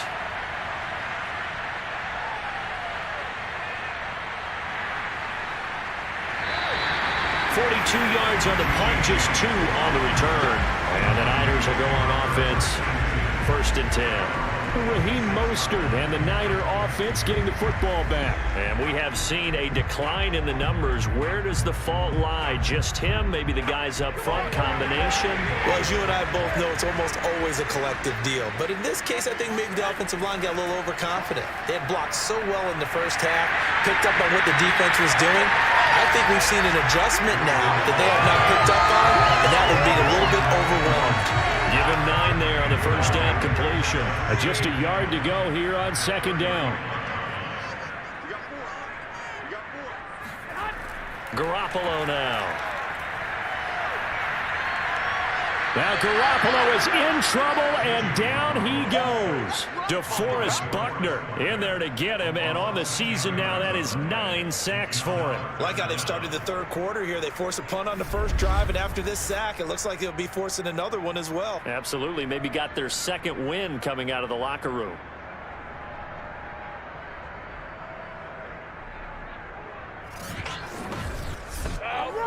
That last sack, it puts Garoppolo and the 49ers in a tough spot. They face a 3rd and long. Working from the gun, Garoppolo. He'll swing this out to Mostert.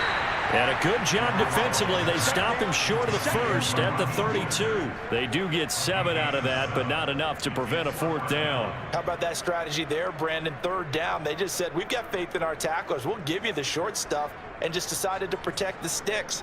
So every time I hear fans telling me tackling's not a part of the game anymore, plays like that, I can clip and save and show them you have to tackle well if you want to be a good defense. Here comes the 49ers punter now, as he'll punt it away for the second time.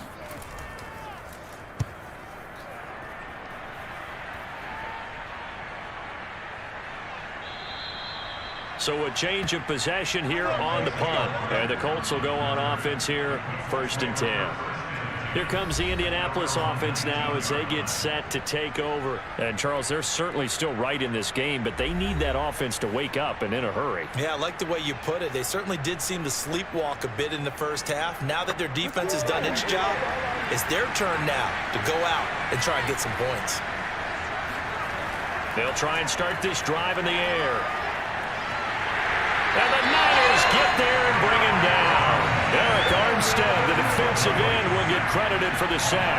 He seemed to have a reasonable amount of time in the pocket, but he couldn't get rid of the football, and the end result, Charles, him on the ground. Yeah, he's got to keep an internal clock to go along with his offensive line. When you're talking about 3, 4, 5 seconds, that's a reasonable amount of time to expect to deliver the ball downfield. So great to try and complete a pass, but it's equally important to know when to throw the football away, too.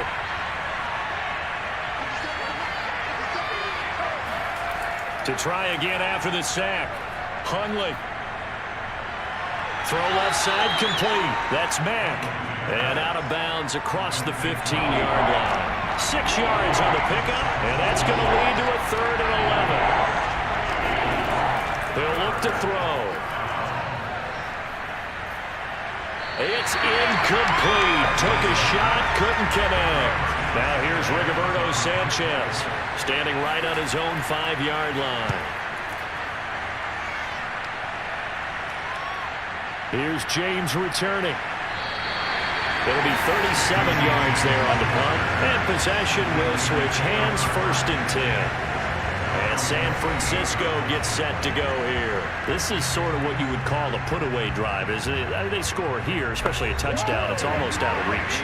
It certainly feels that way, and I think that they're going to call their plays accordingly because what you really want to do, even though you know the scoreboard is still up there and the game's going to go on, but you can take the spirit away from another team, and their drive and will to come back and win can be taken with another score right here. Still 3rd quarter, but you just get that feel. Yeah, they're teetering right there on the brink, aren't they? And now we get into the psychology of the whole thing because a lot of teams with a 2-score lead in the 3rd quarter, they almost become defensive with their offense, just playing not to lose. I think with this team, you got to figure at this point, this is a great spot for them to go into attack mode, really try and put the hammer down and finish this one off. They'll be brought down on the 30-yard line after a gain of 6.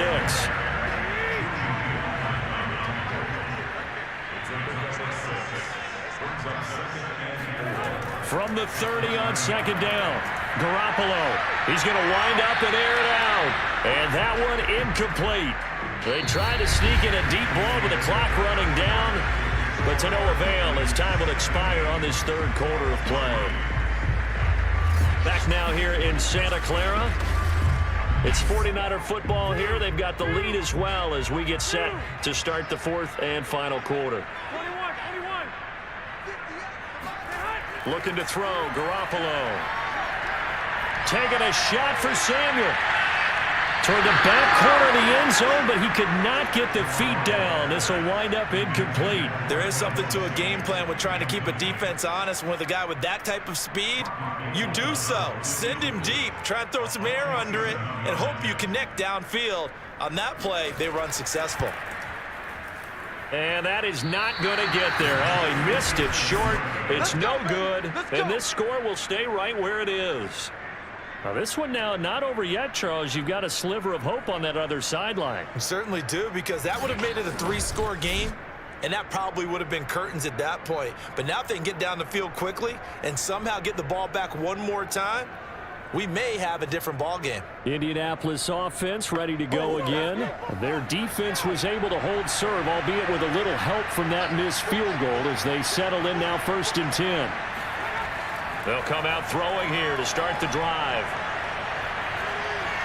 Taken in by Pascal out left. And this winds up a gain of 4 to the 41.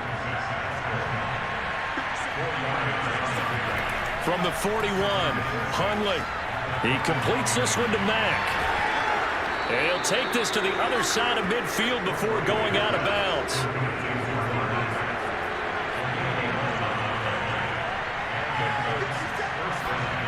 Back to throw now on first down. He's going to let this one go deep. And that's going to be too high. Out of bounds and incomplete. So now 2nd and 10 after the incompletion on first down. Zach Pascal, the intended receiver. Throwing again on 2nd and 10. Hundley. He'll get this one to Pittman. And this will move the chains again as the tackle's going to be made at the 49ers 35. A 14-yard gain for Indianapolis and also move the sticks. Again, he'll drop to throw. And down he goes. The 49ers get there. Eric Armstead able to record his 5th sack of the season. And on that one, the protection just broke down. You've got to have that leverage, don't you? We always talk about low man wins in the running game for an offensive lineman versus a defensive lineman. It's essentially the same thing in pass protection. Get lower than that defensive lineman so that you can keep your balance and keep him away from your guy trying to throw the football.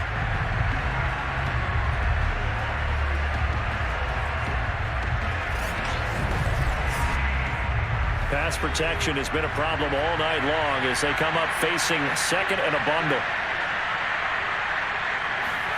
Another try after the first down sack. Hundley. That's into the hands of Pascal. 6 yards is the pickup, and that'll lead to a 3rd down.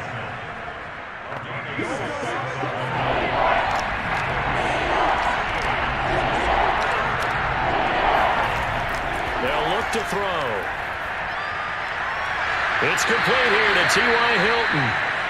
And this play comes to a halt at the 33, and obviously that's well short of the first down.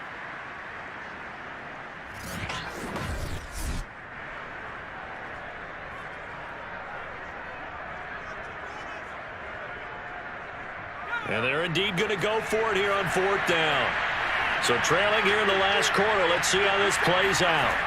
As expected, they're going for it to keep the drive alive. A throw for Pittman is intercepted. Picked off by the former first-rounder Jimmy Ward. And a short return will be stopped inside the 10 at the 8-yard line. Well, I guess an interception at this point on 4th down is just as bad as an incomplete pass. Either way, the ball goes over to the other side. Yeah, it's a tough spot to be in this late in the game, and there's not a whole lot he can do there. And he winds up giving the ball away. The 49ers offense now, they work their way back onto the field. They have to like the position that they are in. 4th quarter, 2-score lead, and now the ball back after the INT. So after the INT, it's Garoppolo. That's complete to the tight end, Warner. And he's only able to work this from the 8 to the 10 for a pickup of 2.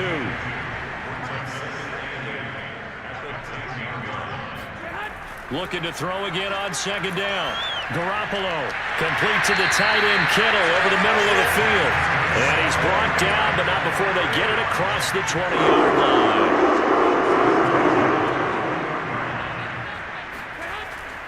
They run out of the shotgun with Mostert. And he sneaks his way forward only for a couple here. 2nd down.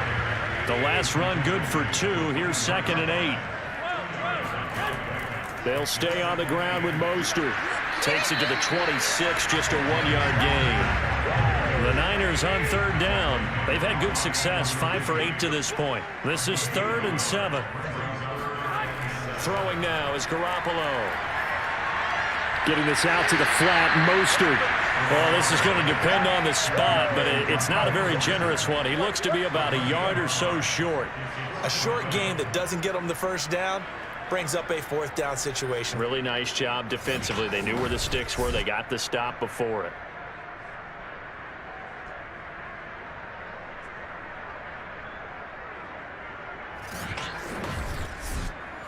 Here comes the 49ers punter now as he's on to kick it away.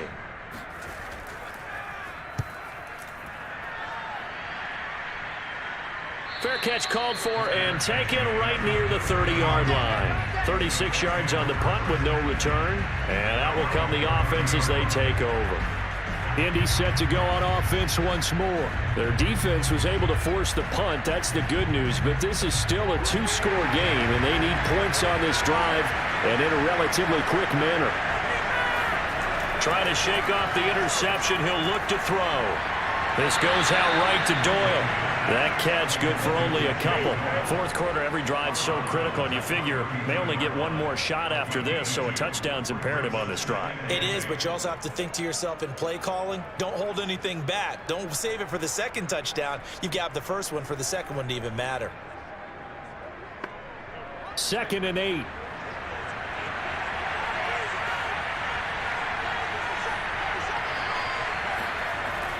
Back to throw. They'll run the screen with Mack. 9 yards to pick up there, and it's a first down. Now, correct me if I'm wrong. You're down 2 scores. I don't think you need to rush just yet, but you can't take your time either. Yeah, even if you don't want to commit to full 2-minute offense, you have to up the tempo, up the urgency. Maybe you're starting to call 2 plays in a huddle each time you snap the ball. On first down, he'll drop to throw. Throw left side, taken in by Pittman. A good pickup there. 8 yards on the first down completion.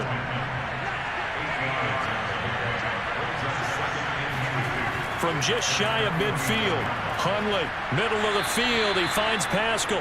And this will move the chains again as the tackle's going to be made at the 49ers 40. That's good for an Indianapolis first down on a gain of 10. Throwing, Hundley. The toss here completed to Pittman. 7 yards the pickup there. And it looks like this will be the last play before the 2-minute warning. 2 minutes left to play in this football game here on EA Sports. So the Colts in possession of the football as we get you reset. And let's see what they've come up with offensively after having time to talk it over. Now a quick slant as the throw's complete. And this will move the chains again as the tackle's going to be made at the 49ers 21. Back-to-back receptions for him, and it's another first down. And this is caught now for a late touchdown. So hold everything here. This one's not over yet. Okay, game on. Don't go anywhere yet. You got a 1-score game now. Probably going to rely on the onside kick coming up. Yeah, they have to. It's not a high percentage play, but it's better than not having a chance at all. And that's when you put your leapers and your flyers on one side, get that high hop, and hope that one of the guys can come up with it. And on the other side, get that hands team ready. No doubt about it. And now remember, all touchdowns are reviewed, and in a tight game like this, they're going to take a good long look at it. They're taking a peek at whether or not those feet were in bounds, and obviously a big call here in the end zone. And not just the feet. How about the hands? How's the ball possessed while the feet are hopefully getting down in bounds? That's what they're trying to look at to see if it all comes together.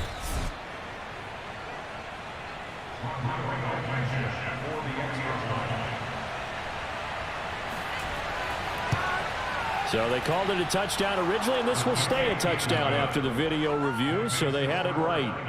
Important extra point up and through, and now things get a bit more interesting here in this fourth quarter. So after the touchdown, here's Blankenship kicking off. And we see James, he will not return it, and they'll bring it out to the 25. Set to take over again here on offense, Jimmy G and the 49ers. And the stats on the screen tell the story. A great start. This defense, they've made some good adjustments, so he's fallen off since. Have to like what they did at the half, but you also have to like the fact that they hung in there. Despite the fact they had a tough first half, he was locked in, right? Rocking and rolling. They came out and made their adjustments, got their confidence back. Now they're causing him all sorts of trouble. An ideal spot here to get a first down and try to run some more clock, and this is second and less than a yard. Once again, it's Mostert. And he's going to be taken down here with a penalty flag on the field.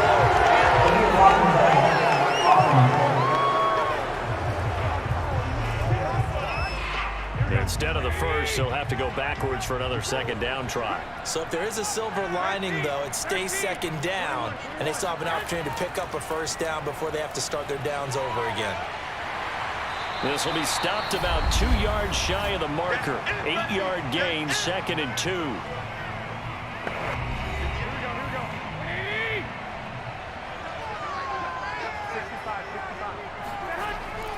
They'll try and run some clock here as they keep it on the ground. Now the Colts will use their 3rd and final timeout. And they'll be disappointed to have to burn one there after giving up the first down.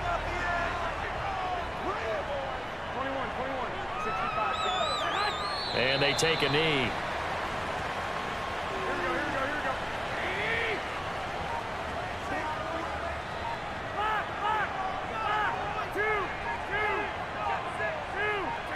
Down to a knee goes Garoppolo, and that ought to do it. 3rd down, the Colts beefing up the secondary. 6 defensive backs in the game.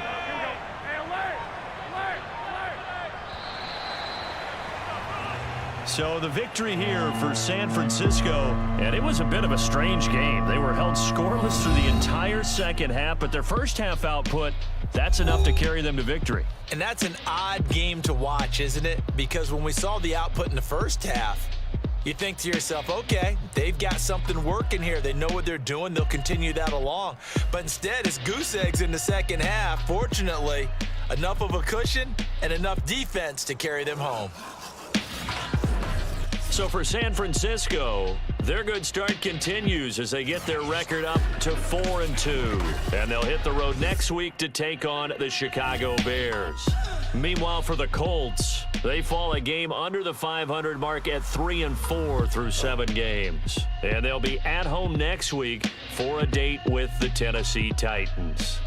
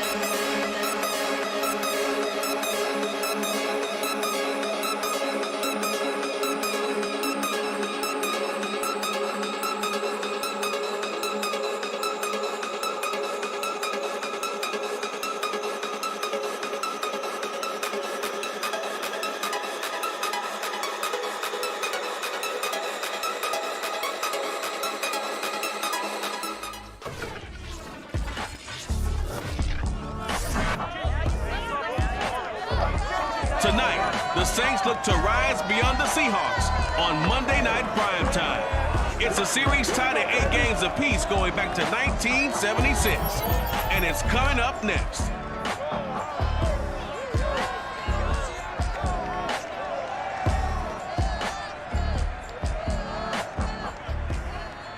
With the beautiful Puget Sound just to our west, you get a look inside Lumen Field here in Seattle, Washington.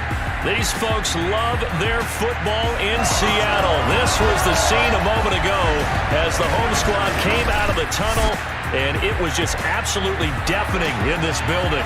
They're set for football, so are we, as the Seahawks get set to match up with the New Orleans Saints. Brandon Gordon alongside Charles Davis. And CD, you look at the Saints in this matchup, you figure they've got to be looking forward to this one. They've got a clear advantage on the offensive side of the ball. Yeah, and they totally understand it, not just by running the numbers, but those numbers do play into it because you've got one of the better passing offenses in the league, a top 10 unit, going up against one of the poor defenses in the league. So I think we're going to see these guys take some shots downfield. But right from the start, I expect them to attack and get right after them.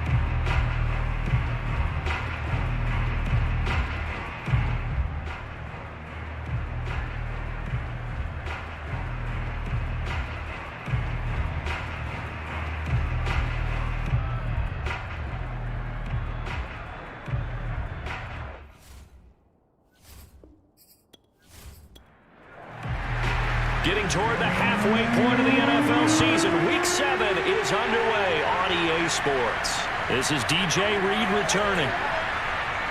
And he'll go down as this drive will start at the 25-yard line. And for the first time, we get a look at the veteran Russell Wilson as he gets set to lead yet again this Seattle Seahawks offense. And you and I both know that any win is a good win, and that's what they did last week. But there's also plenty for him to work on in his game, wasn't there? Yeah. 2 touchdowns, an interception. Yeah, you know, he wants to increase that a little bit in terms of ratio. But first and foremost, they did win the game. Bring it up, bring it up.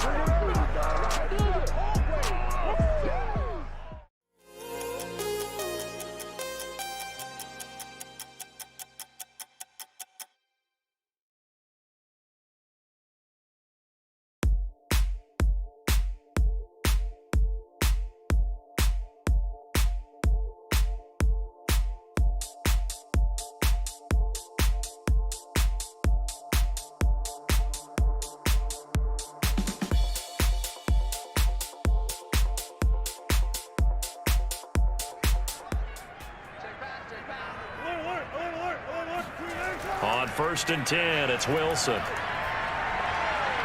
And that's going to be caught. It's James Prochet. And they get him down, but not before he takes it across the 40-yard line. An early statement on the game's first play. 18 yards and a first down. And hats off to Russell Wilson. He just went over 35,000 passing yards. Seems to be in contention for a passing title year after year. Came into the league in 2012 and so darn consistent. Congratulations to Russell Wilson on topping another marker. One play has him up past the 40 already, and another 1st and 10. On the ground, this is Rashad Penny. And give him about 5 as he gets this up to the 48-yard line.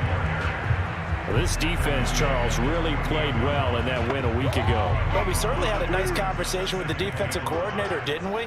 And what we heard, I like what we did, but we definitely need more pressure on the quarterback this week. And he's going to take this across the 50 and into Saints territory.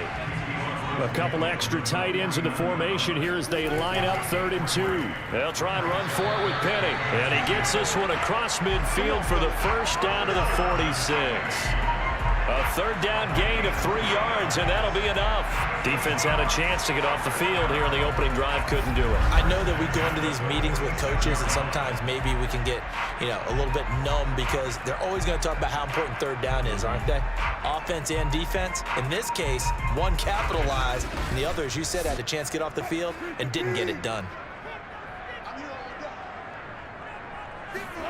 Now they'll throw it with Wilson. That's into the hands of Prochet. And they'll wind up getting this to the 37. Gain of 9. So for this defense, a tall order ahead trying to defend against Russell Wilson. Charles, your keys for how they might go about keeping him in check? Well, before we even get to the keys, let's start with the problems he presents, because he feels pressure so well. He's got a great sixth sense, maybe even a 7th and 8th. He knows where the pressure's coming from. He knows how to slide away from it, sometimes run away from it, and then he finds good throwing lanes to deliver downfield. So to me, it's that pressure inside, big, tall guys to make him try and throw over them and make his height work against him. And nothing much materializing there on the first down run. He'll get a couple, and that's it. Now 2nd and 8 at the 32-yard line. Now Wilson leaves it for Penny.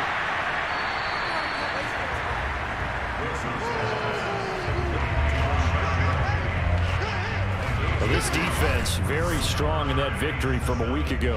And no matter what's done throughout a ball game, it always comes back to blocking and tackling. That's the essence of football.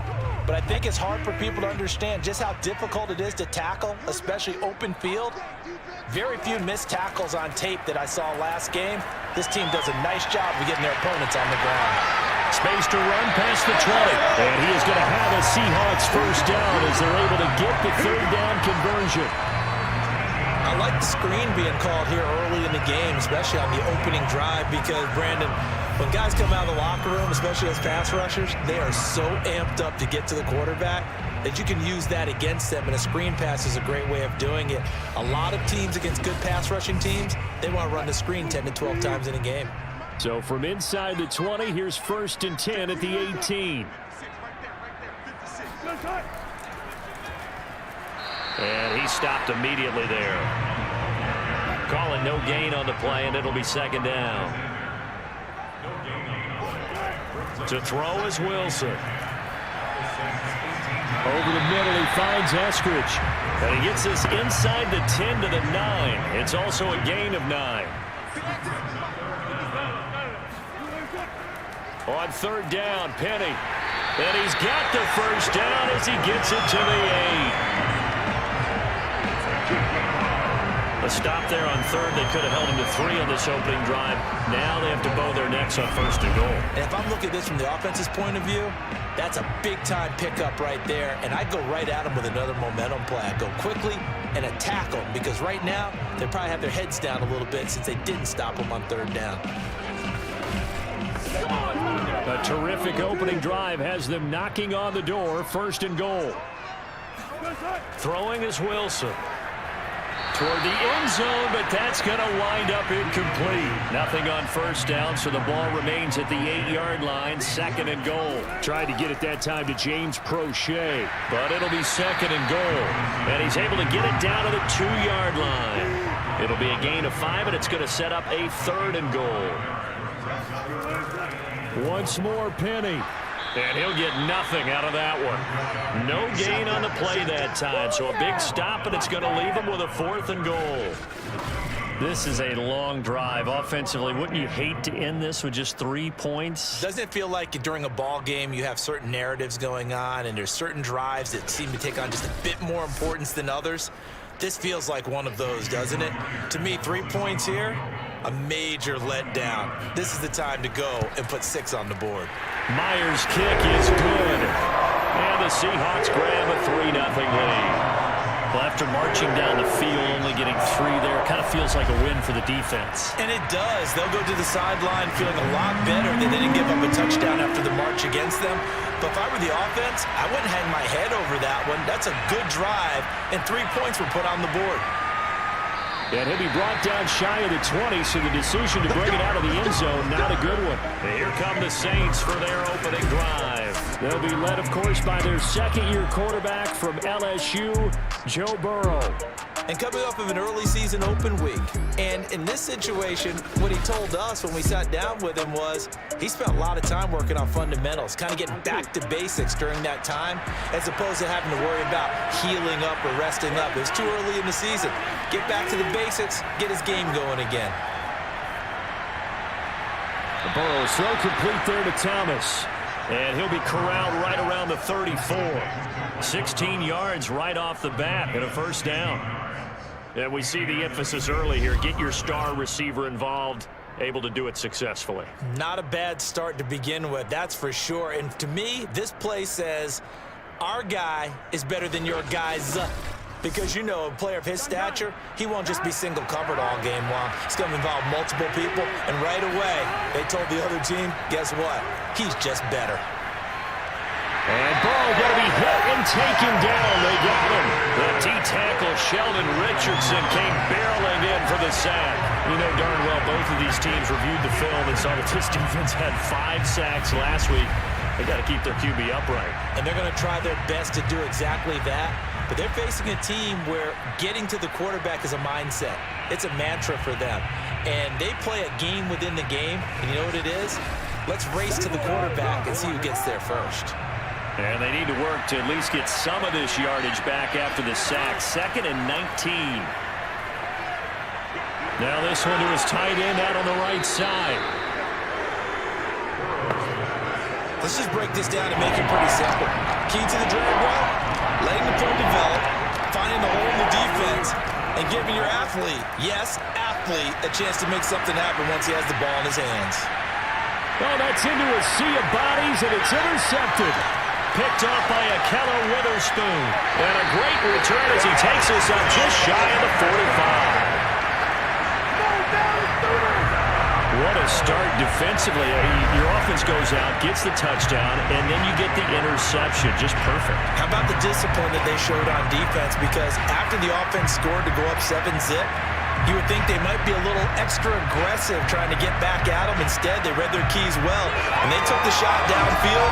They were more than prepared for that one. Seattle's offense coming back onto the field, ready for their 2nd drive. Well, what do you think? You get the ball at the turnover near the middle of the field. You take a shot here in the first play? You know I'm big on that. I love when I have great field position. After a turnover, I feel like I might have a little bit off balance. I prefer to take a shot, but a lot of coaches will tell you, you only do it if you trust the guy who's got the football in his hands. Meaning, if it's not there, he won't force it downfield and maybe turn it into an interception. He'll go to the check down, go to a second option, and go ahead and take the play that's in front of him. Sometimes you just sit back and marvel at what he can do defensively. Speed, strength, quickness, he's the whole package. And that package just wrapped up the runner for a loss.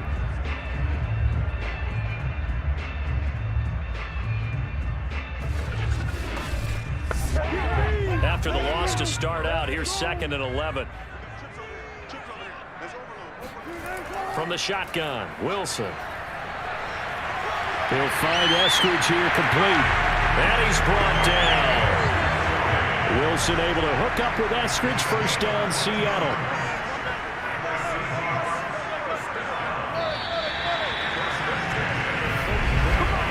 Three 0 after one on EA Sports. Second quarter now from Seattle, and it is the Seahawks with the football here as they've got it with a 1st and 10. Here's Wilson to throw. A high throw there as this is knocked away, down to the ground and incomplete. After the incomplete pass, here now is 2nd and 10. Tried to get it that time to James Prochet. And it's 2nd down. And he takes it down to the 40 with a pickup of 4. They just keep trying, but so far, finding no room for him to run. None whatsoever. In fact, you run the numbers, he's under 3 yards a carry at the moment. On 3rd down, Wilson. They set up the screen to Penny. And he's stopped up short of the 1st as they tackle him down at about the 36. Boy, that was certainly well-read defensively. And the key to any screenplay is space to work. And there was none to be found there. And they tackle him for just a short gain.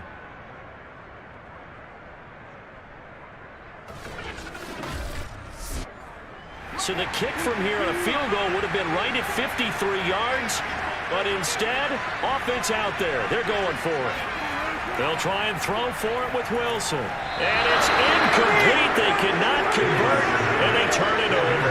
Pete Carroll rolled the dice, but it didn't work out. And the Saints will have the football back. So the defense has to stay out and get one more stop. They were able to do it, forcing the incompletion. So on their record, that goes down as a successful play. It doesn't matter how they got there, how it happened.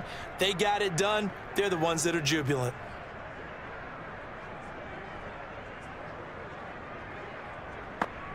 So good starting field position for them here as they come up 1st and 10 at their 36-yard line. They start the drive on the ground. Kamara. A gain of 3, 2nd down.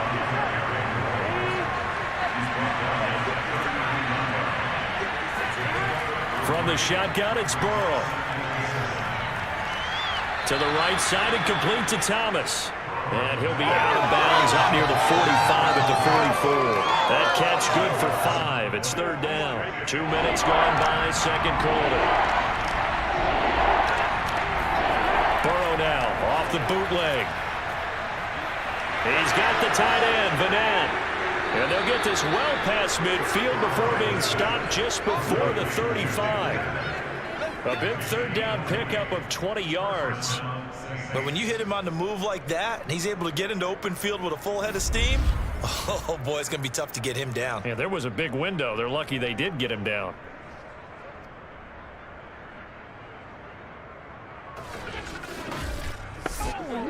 So from Seahawk territory now, it's 1st and 10 at the 37-yard line. Now it's Burrow. Open man is the tight end, Troutman. 5 yards on the catch there, brings up 2nd down.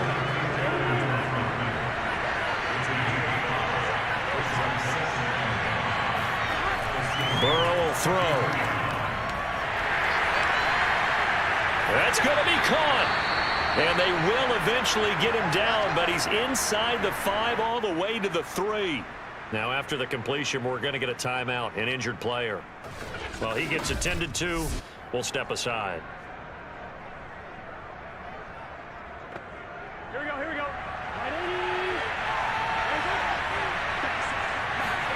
Now it's Burrow. And he's got it. Touchdown, Saints. Alvin Kamara, his first touchdown on the year. And the Saints have taken the lead.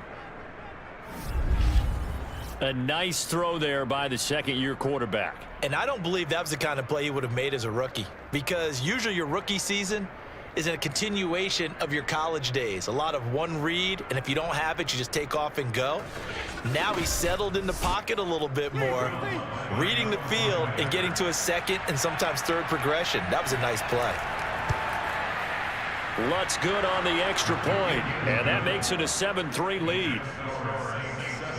So the drive there took 6 plays, and it ends with a touchdown for New Orleans. After the touchdown, Lutz to kick it off. And this will come out to the 25 as Reed opts for the touchback. Well, let's gaze our attention as the offense takes the field on Rashad Penny. He's been good. They've utilized him well, but they're losing here in the second quarter. What might they change offensively? I think that what you try and do is expand how you get the ball to him a little bit. Get him out in open space, maybe swing the ball to him. What's that they used to call in the West Coast offense, the long handoff? Yeah. Serve as your running play that way, as well as continue to feed him the football. A fight for it, and this is caught. What a catch. Well, you normally talk about the mobility and the accuracy first, but the arm strength, that's what can turn Russ into danger Russ. And what was amazing to me was the fact he was able to get as much on the ball as he did because he was on the run. Normally when you're on the move like that, you don't expect the ball to go that far. You would think you need your lower body to be involved. That was an all-arm throw. So barely time to catch our breath. Here's 1st and 10 just outside the red zone. Wilson leaves this one with Penny. And he's going to lose yardage and be backed up to the 25. 2 yards the loss, 2nd and 12. This defense is really pulling around in the first half. They've gotten to the ball carrier before they can really get started. Offense got to come up with something else in order to try and get this running game going.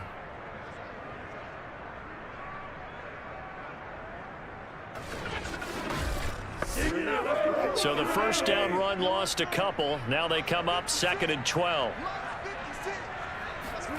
They go play action now. Wilson. He's going to take a shot for the end zone. And that's going to be incomplete. Good effort there trying to take a shot, but it's 3rd down. And now following the incomplete pass, we'll get a timeout here for an injured player. While the training staff works on him, we'll step aside and be right back. The Seahawks on 3rd down. They've converted 3 out of 5 thus far. This is 3rd down and 12. Here's Wilson. He rifles one that's intercepted. Picked off by Marshawn Lattimore. And he returns it here to his own 18-yard line.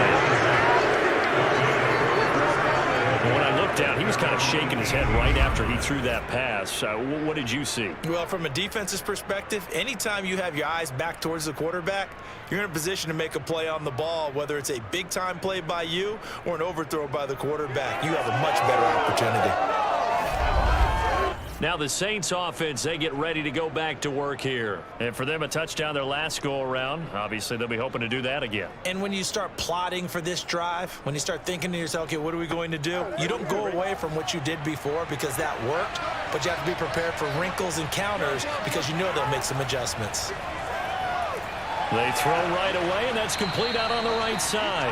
And this will leave them a yard short. Nice pickup of 9 yards on 1st down.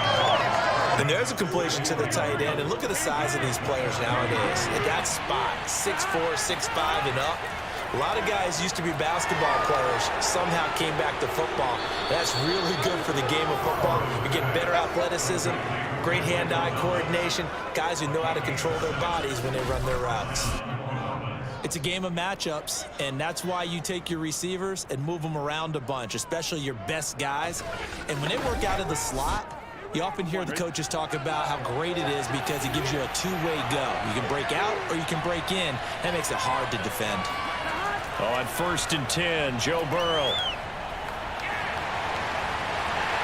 Incomplete, but a penalty flag is down in the backfield. Let's get the call. They're backed up here with a 1st and 20 now after the holding penalty. Burrow looking to pass. He'll get this to his tight end, Troutman. And he'll have this past the 30 prior to going out of bounds. To the air again, Burrow. Looking here for Smith downfield. And that's going to wind up incomplete. However, we do have a flag down. Let's check in with our referee.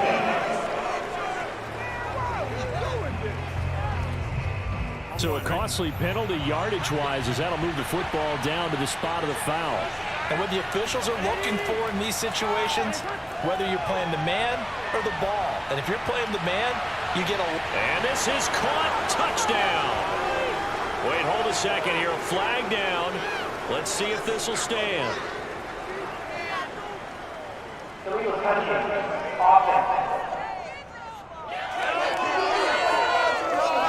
So erase the red zone score. They'll have to dial that one up again. And you know how difficult it is to strike in the red zone because things are a little bit more condensed. You got to go back to their play chart and see if they can dial up another one. This is caught. Touchdown, Saints.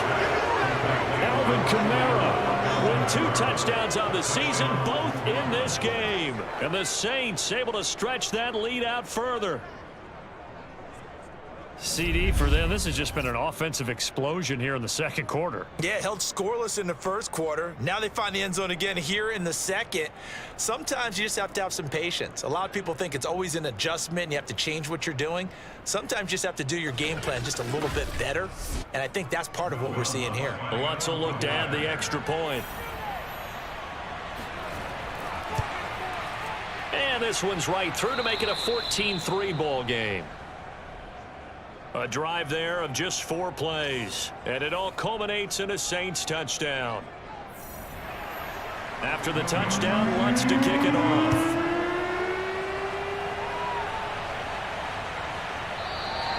And he'll decide to not bring this one out as their drive will begin at the 25. The Seahawks offense now, they get ready to head back onto the field. And there are parts of their last drive they'd like to emulate. And, of course, they'd like to forget the ending, the interception. But they did put together, Charles, a nice sustained drive to get him down the field. Yeah, and unfortunately for them, the only thing that matters is part 2, right? Because once they threw the interception and finished off the drive, that does them no good to go back and say, well, you know, we had a good one going. Finish things off. That's the only way you can get it done. No gain on the play there. It'll be second down. The handoff, running left is Penny. Call it no gain on the run there, and now they'll be looking at a 3rd down. And the Seahawks on 3rd down. They've hit it 50%, 3 of 6 to this point. This is 3rd and 10. He's going to loft one, deep left side here. Launches deep. A jump ball, and this is caught. Quite a show of arm strength right there. That was in the air for a long time, and it was on target, too. Well, one way or the other, you knew they'd have to push the ball downfield on 3rd and long, but I'm not sure the defense was expecting to push it that far downfield. Their math didn't add up, but it certainly did for the offense. And that throw, amazingly, well over 70 yards in the air, according to Next Gen Stats. Wow. Throwing now, Wilson on 1st down. To the goal line, but it's incomplete. Here's 2nd and 10.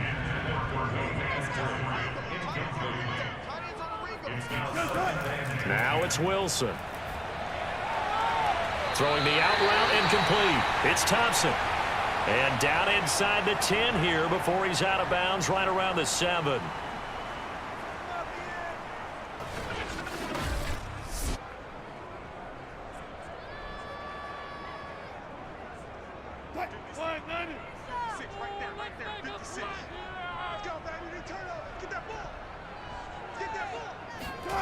Wilson will throw again. And oh, it'll be intercepted. Picked off by Brian Poole. Second straight drive now here, Charles, that have ended with an interception. And I just wonder, because I don't think it's going to rattle him necessarily, but I also wonder if it's going to unnerve him a little bit. Does it lead to another one, or does he find a way to pull it together and become sharp again? Joe Burrow trots out again with the rest of his offense. And he had the touchdown on the last drive, also 4 for 4. Very, very effective. What does he need to do to translate that forward into this drive? Not think that what he saw in coverages last time is exactly what he's going to get again. He's got to play ahead and start thinking to himself, okay, we just did that. What are they going to take away now? What do we go to as a counter? And continue to encourage his offensive line to continue to give him time. They were really good on the last drive. And he's taken down right at the 45-yard line. The catch and run pays off for 29 yards. Now that was pretty. They executed that curl route versus zone coverage, and that changes things a little bit because against man, it's often a tight curl, sharply run route. Against zone, you're just looking for that open spot, that dead area, so you may curl it a little bit wider just to get to that place. And usually a tight window. He fired a bullet in there for the completion. First down, here's Burrow. And he's got his man on the out route. And he'll go out of bounds after taking it a little further down inside the 40. A good pickup there. 8 yards on the first down completion.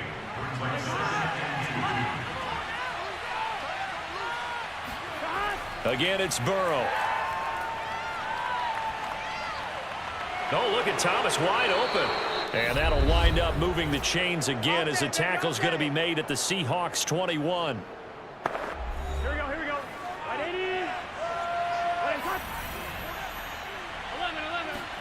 Throwing now, Burrow on first down. This is Smith with a grab. And stopped a few yards shy of the goal line at the 3. Now we'll get a quick timeout called by New Orleans, number 2, as they get the stoppage with just under 50 seconds remaining in half number 1. They'll run it with Kamara. And he is in for the score. Touchdown, New Orleans.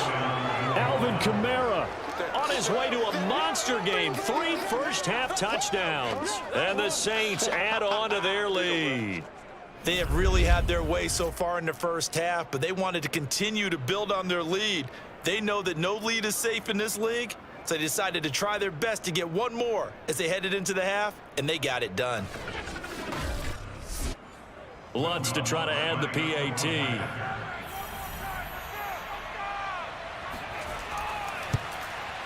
And it's 21-3.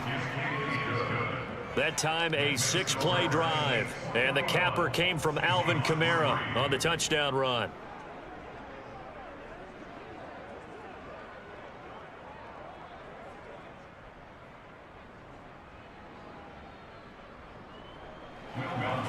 After the touchdown, Lutz to kick it off. From a couple yards deep, he'll bring it out of the end zone. And in hindsight, probably should have taken a knee as he only gets this out to the 16-yard line. The Seahawks going to take over now late in this first half. And with a 3-score deficit staring him in the face, they might have to press the issue here and try to get points out of this drive.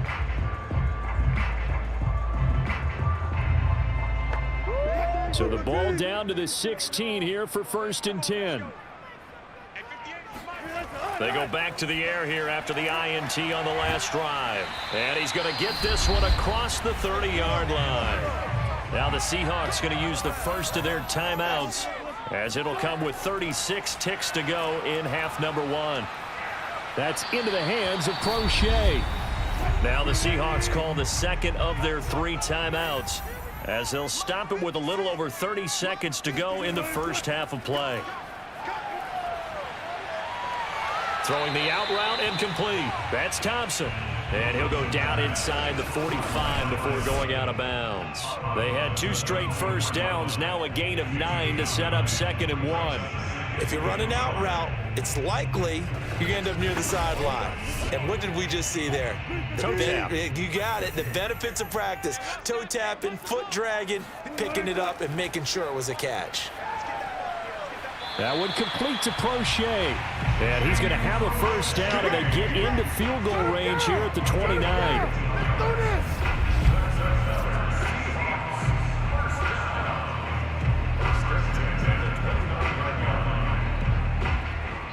Now a timeout signaled for, and they'll get it with 10 seconds to go before halftime.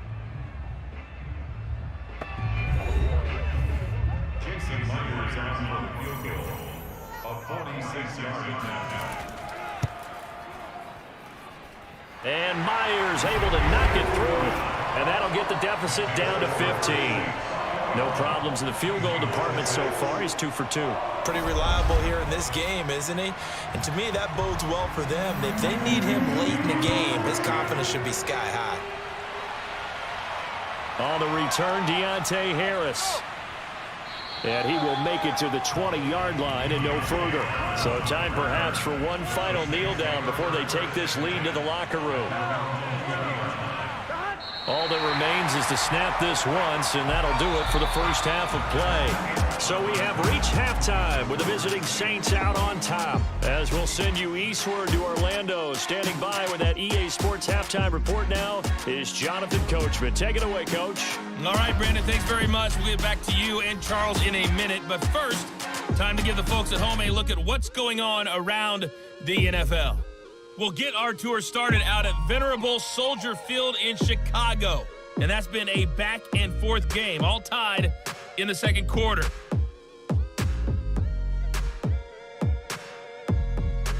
From there, we're off to check out another game. And you can see they are scoreless as they play the second quarter.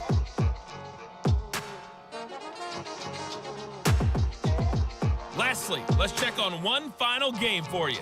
And you can see they are scoreless as they play the second quarter.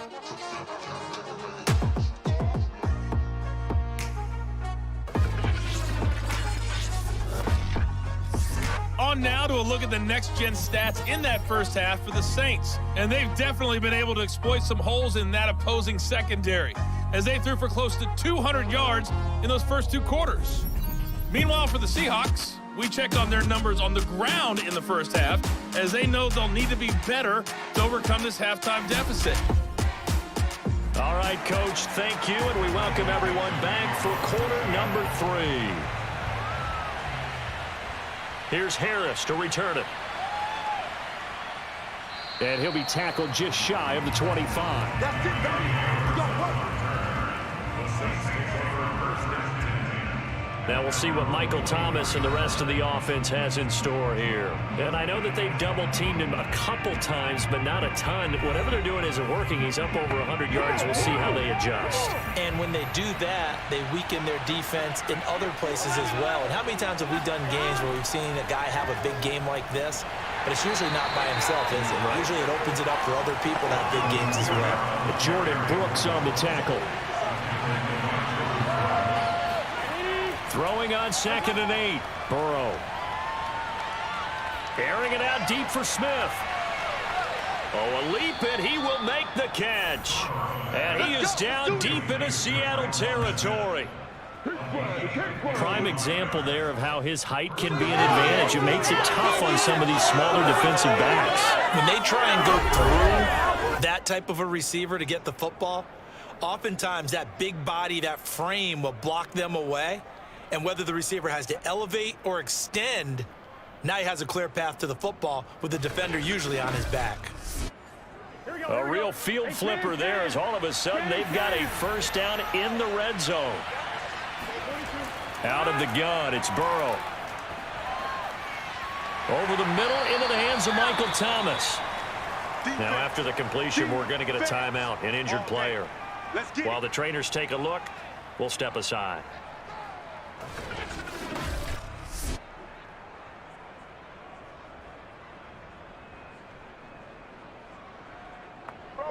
Second and 4.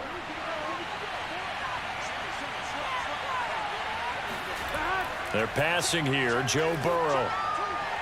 Throwing the out route incomplete. That's Harris. And he's got this inside the 10 to the 9 before he's out of bounds. He was held without a catch in the first half, but he's got one here, and he also picks up a first down. Throwing again, it's Burrow. And that's going to be incomplete. Too tough to hold on to that one. It's second down. Another shot from the 9 on 2nd and goal. A give. This is Kamara. He pushes forward for maybe 3 down to the 6-yard line. This stadium once registered as the loudest roar ever recorded, and you can hear him now. 3rd and goal. Toward the end zone, but that's going to wind up incomplete. Great defense there on 3rd and goal. They took away everything. Forced him to fire that one to the sideline where no one could get it.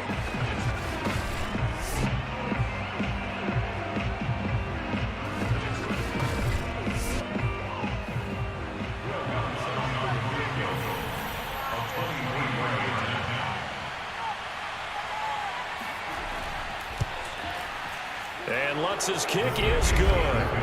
And that will make this now an 18-point ball game. So put another 3 on the board. All things considered, a good opening drive to begin the third quarter. And as a defense, the way that this game is going, you're excited to see those points go on the board. Gives them a little bit of leeway to play with when they're out on the field, but they're real excited to see their offense score. Now they get to go out there and do their part. Now we'll see what this Seahawks offense has in store with their first possession of the second half. And tough to win games if you're going field goal, field goal, field goal here. They got field goal last time. Now they'll be looking for a touchdown. They're looking for the big chunk now because, as you noted, the field goal way of doing it makes it that much harder and puts more pressure on every possession for you now.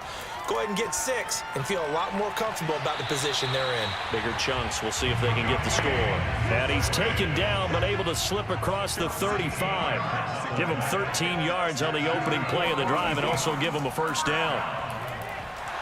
And that is incomplete. The coverage a little too good there, and it's second down. Tried to get it that time to James Prochet. That'll bring up second down.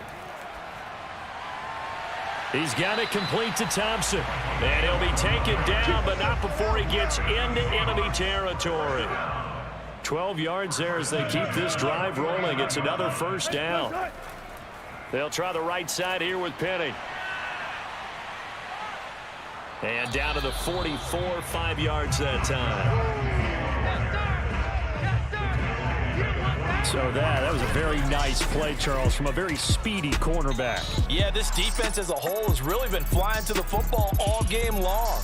They have not allowed too much of anything, and here's another example. A great play there to get in and disrupt it before it could get going. And the final number here in terms of the top speed that he hit, absolutely absurd. Next Gen Stats has him at better than 23 miles an hour on that one. 5 yards remain on second down. Again, it's Penny. And some good tackling there as he stopped up at about the 41. Still a couple yards short of the first as the 3-yard gain brings up a third down. From the gun, a give to Penny. And he's going to have the first down, yardage to the 35. Able to get what they need to keep the drive going with a 6-yard pickup on third down. And, Charles, you look at this offense, their struggles moving the ball well documented. Dead last in the NFL in first downs, but signs of life there. Yeah, and you and I do, I think, a really good job of respecting the game and respecting the teams. But this squad, they're in a position now where their fan base gets excited when they pick up a first down. They cheer almost like they picked up a touchdown.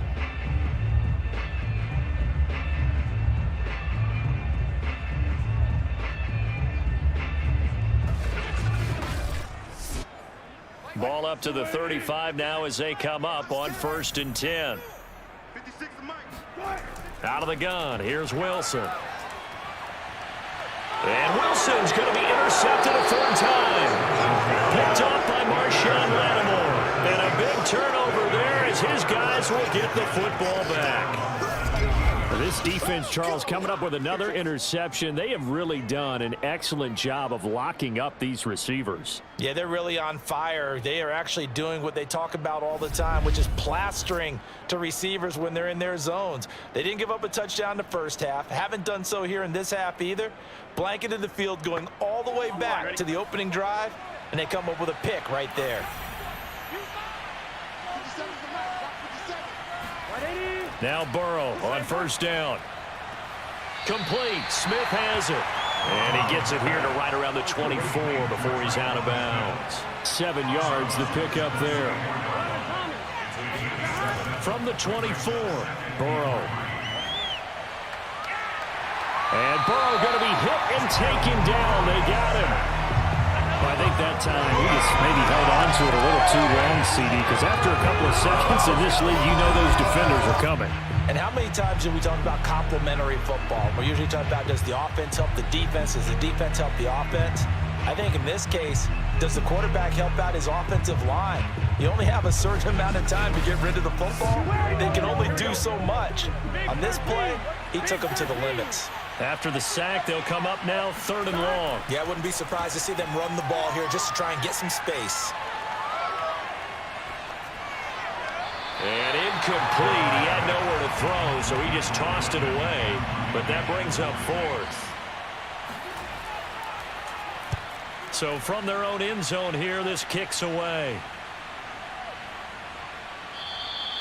Good open field tackling there. A 50-yard punt followed by just a 1-yard return. And it'll be Seahawk football, 1st and 10. The Seattle now ready to march onto the field. And with 3 interceptions thrown already, we'll see. Do they rely more on the ground game here? They may have to change things offensively to try and settle things down, not just for the guy throwing the ball, but for the rest of the offensive unit, because their confidence has to be shaken a little bit. And you just wonder, is the backup going to start to warm up a little bit over on the sideline? And a tackle there by C.J. Gardner-Johnson. From the gun, it's Wilson. Leaves it for Penny. 2 yards the loss, and now 3rd and 12.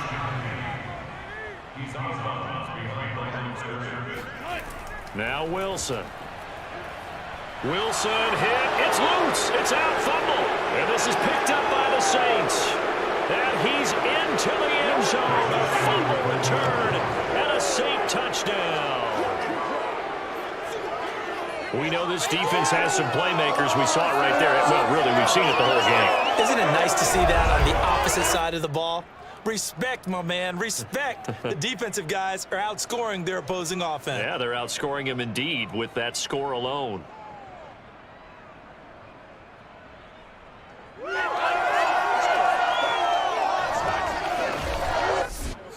Lutz will look to add the extra point.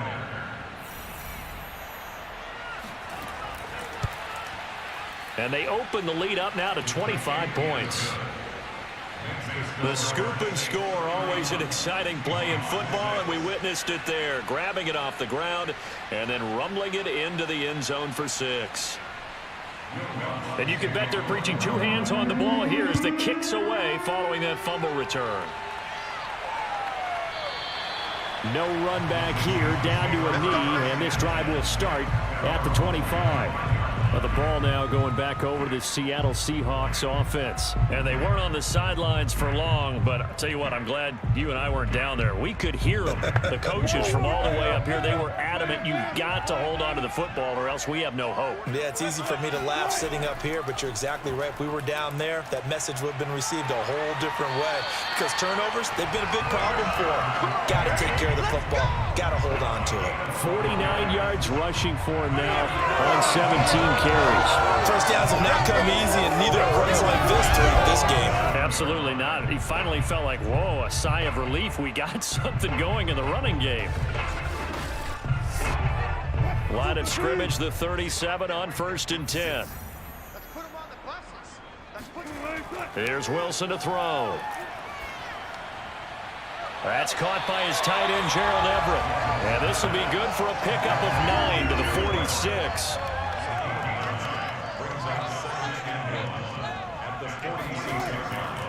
On 2nd down, here's Penny. And he's going to be met at the line of scrimmage and taken down. His carries tonight, they're getting up there, so maybe one of those every now and then is understandable. I would agree with that. Understandable every now and then. Sometimes you come back and you fake it to him and go play action. But other times you say, okay, they got him on that one. We'll come back to him in another carry. And he is going to have a Seahawks 1st down as they're able to get the 3rd down conversion. Give him the completion. No gain. But let's focus in on that tackle. Open field tackling. The hardest thing to do in the game, I believe. But when you get outside the tackle box, it becomes a numbers game. The defense had more than they could block.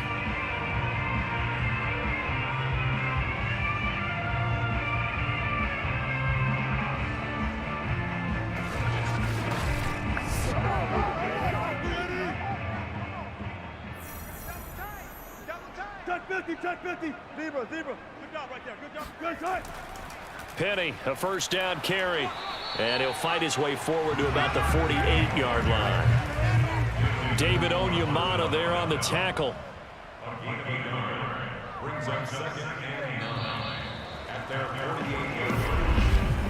And that is going to do it for this 3rd quarter of action. This is the National Football League on EA Sports.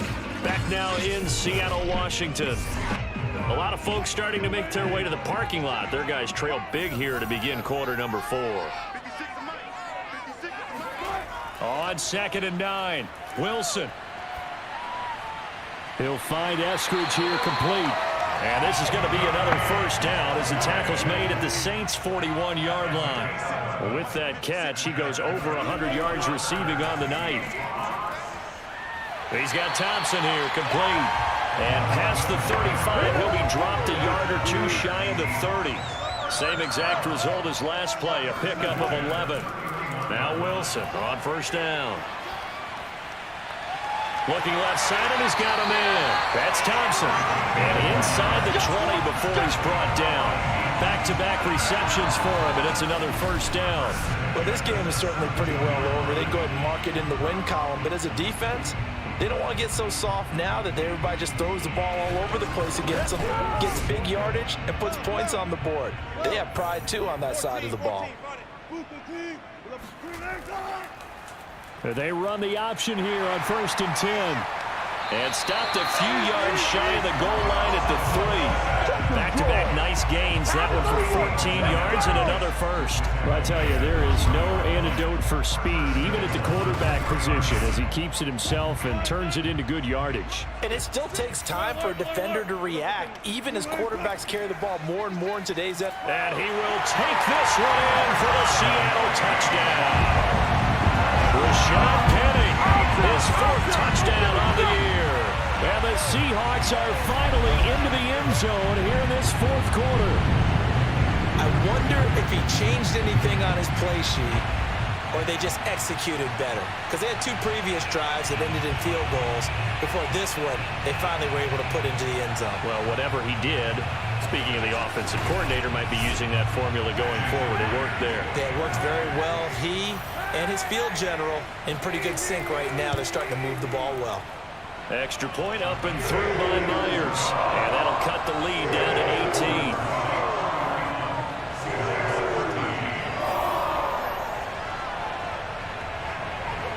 Out is the kickoff unit as they run up and send this one away.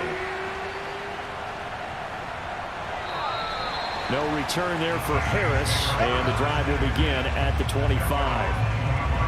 Back out onto the field now comes the New Orleans offense. And it would appear that the open week a week ago came just at the right time as they have dominated the proceedings here into this 4th quarter.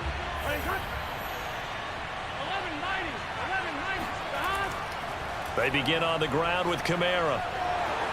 Kamara's got the first down and then some. And he'll be out of bounds, but able to get it up past the 45. That's good for 21 yards and a first down. Brandon, sometimes it just comes down to the power of suggestion, because I know exactly what they said all week long. We're coming off the open week. We'll have the fresher legs in the 4th quarter, and they will wilt when we get to that point. And right now, it appears that they're thinking that exact thing. Yeah, offensively, they had the bye last week. Defensively, did not. Is that really a big factor? Is that more talk during the week? I think the more that you talk about it, the more that you emphasize it, the more sometimes it comes true for your team. He'll be taken down at the 48 for a pickup of 2 yards.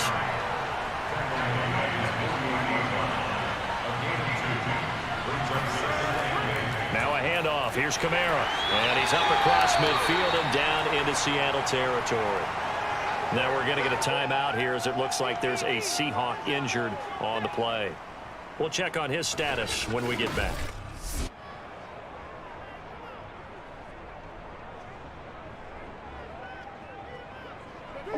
The Saints on 3rd down. They've only converted once in 4 tries. This is 3rd and 4. From the shotgun, Joe Burrow. Hard throw, incomplete. Here comes the Saints punter now, as he'll come on to kick this one away.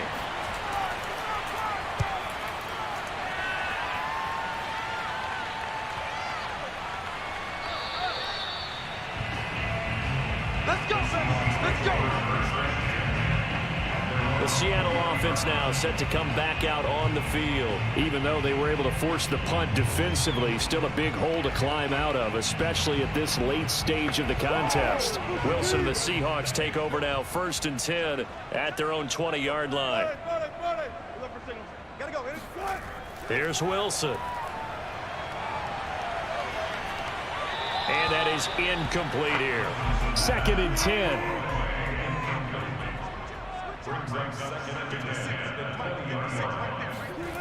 Throwing is Wilson. Wilson hit. It's loose. It's out. Fumble.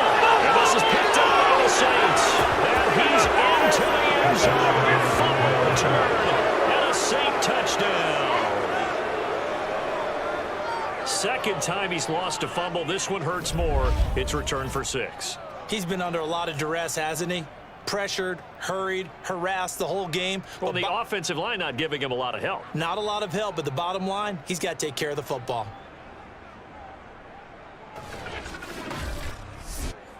Lutz to try to add the PAT.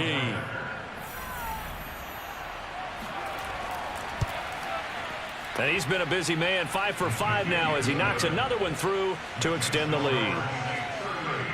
So not only the cough up, but then the pickup on the other side, the scoop, and the score the other way. The fumble return for a touchdown. So here's the kickoff now as he'll get it again following that fumble return for a score. Fielded right around the 8. And they will wrangle him down a couple yards shy of the 30.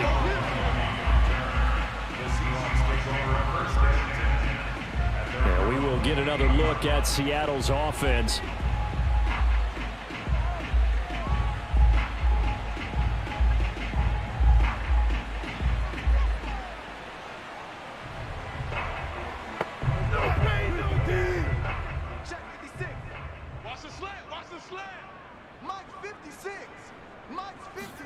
On 1st and 10, it's Wilson. Pressure comes, and Wilson's going to go down. Marcus Davenport. Credit him with a sack as he buries him for a loss of 10. We've been around this league for a while, and many coaches never pull their starting quarterback, almost no matter the situation. In this case, though, I think he's got to make a decision. He's taking a pretty good beating out there. Yeah, and with the deficit, maybe not wanting to risk an injury. 14. Throwing on 2nd and long. Wilson. That's taken in by Eskridge, complete. And with that last play, he's now up over that 300-yard mark. And in today's NFL, it almost feels routine. And I hate that when you talk about a 300-yard passing game. To me, 300 yards still signifies excellence, and he's achieved that in this performance. And that is incomplete. They failed once in this spot earlier, but the offense will stay out to go for it on 4th down. Here we go. It's Wilson on 4th down. He's going to look deep down the field. And that is incomplete. Pete Carroll rolled the dice, but it didn't work out. And the Saints are going to get it back and in great shape. So they've gone for it twice now on 4th down in this game, and both times unsuccessful. I wish we could hear the headsets now between the head coach and the offensive coordinator. Now that they're 0 for 2, if they get into a third situation, head coach might say, hey, you got anything for this one? Might get radio silence back. And he'll go down here right around the 23-yard line. 44 yards rushing for him now in the ball game. Brandon, I got to think this offensive line has got some smiles on its faces. And I know it sounds crazy, but they practiced for this back in training camp. They knew they'd be in situations where it'd be extra defenders in the box coming after them, trying to keep them from locking down a game. Right now, they want to show the world they're up to the challenge. And down inside the 15 it goes. 10 yards, good for a Saints first down. Another example of this offense really having their way, Charles, and another big chunk play there on the ground. And when you look at the defense, they've got to do a much better job of wrapping up when they tackle. A lot of great opportunities continue to slip through their fingers, as do the runners. Historically, this is such a tough, loud venue, but you can hear a pin drop right now. A lot of fans long gone, not used to seeing a lopsided score like this. 5 yards on the catch there, brings up 2nd down.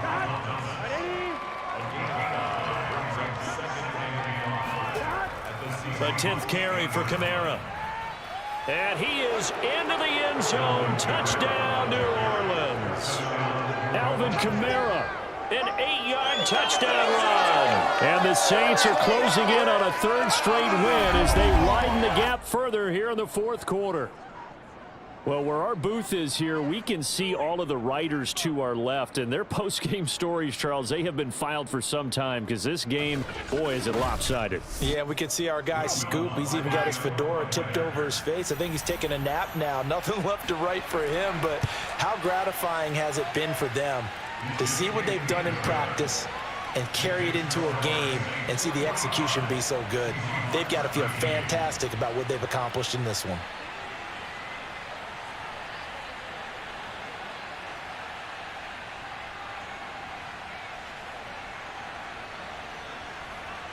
After the touchdown, Lutz to kick it off. Taken at the goal line.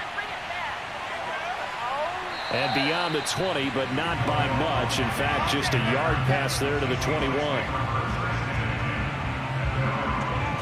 Tampa Bay offense set to go again. And last time out, went for it on 4th down, turned it over, gave them great field position, turned it to 6 points, so they've got to recover here, Charles. It's amazing what one decision can do in the chain of events, right? The decision to go for it on 4th down. Caused all of that. It caused every bit of it, but it showed confidence. Hey, I've got confidence in you guys. Go pick it up for them. Didn't happen. Also showed confidence in the defense.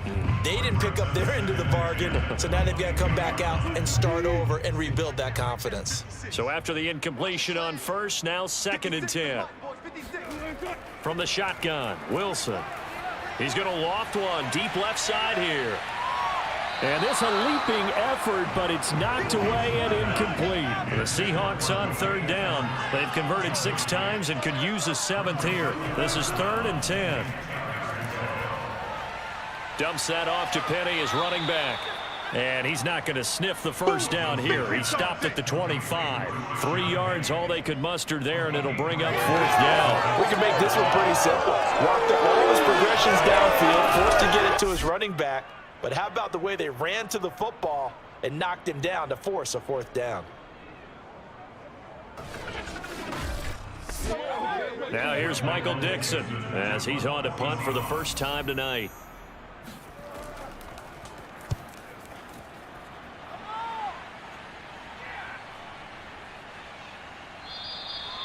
So possession goes over here on the punt. And the Saints will take over with a 1st down and 10. The New Orleans offense back out and ready to go. They're looking at a 3rd straight win here if they can hold on.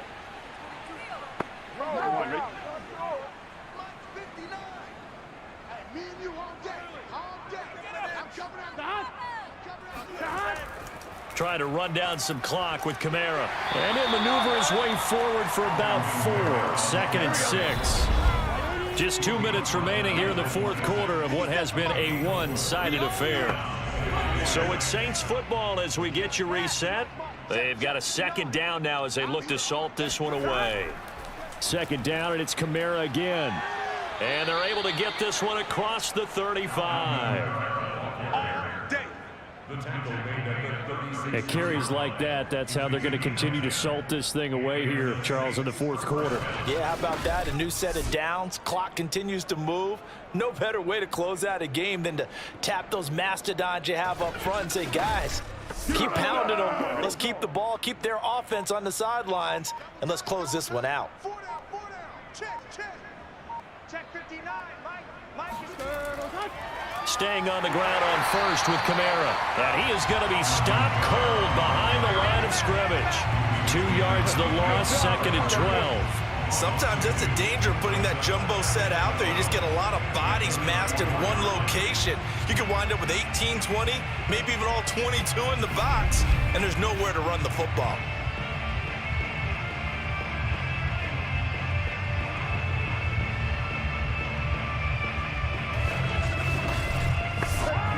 Now they contend with a 2nd and 12 after the loss.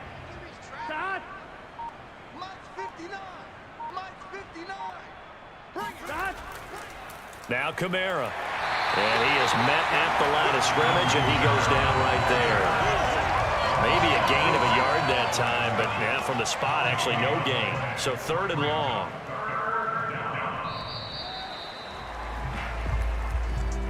Charles, it's one thing to win. It's another thing to win and put up the amount of points that they did. What were they clicking on offense? They can't help but feel great about themselves, can they? I mean, what a game to put up that number of points, continually feeling they're moving the ball and things are working and clicking. They think that they can bottle this and carry it with them. And as an offensive coordinator, you just don't think you can do anything wrong. Whatever you call, run, pass, it's all going to work. That's called being in the zone. So for the Saints, their good start continues as they get their record up to 4-2. And they will head home next week to take on the Tampa Bay Buccaneers. Meanwhile, for Seattle, they dipped to 2-5 now with the loss. And they'll get a chance to redeem themselves next week at home against Jacksonville.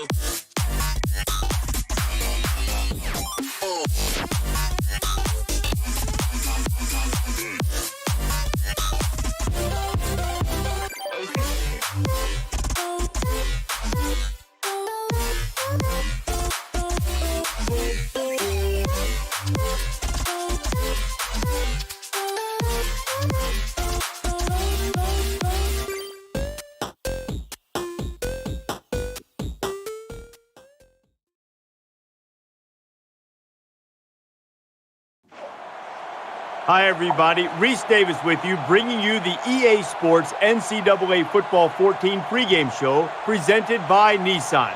Innovation that excites. Mutual excellence has defined this rivalry. Oklahoma and Texas, the Sooners and the Longhorns as the intensity starts to build. Part of the stadium in crimson, the other in burnt orange. The Red River rivalry. Hostilities about to commence. That's going to do it for us. Thanks for checking out the pregame show. NCAA college football action coming right at you. Brad and Kirk on the call. David and I are back at halftime.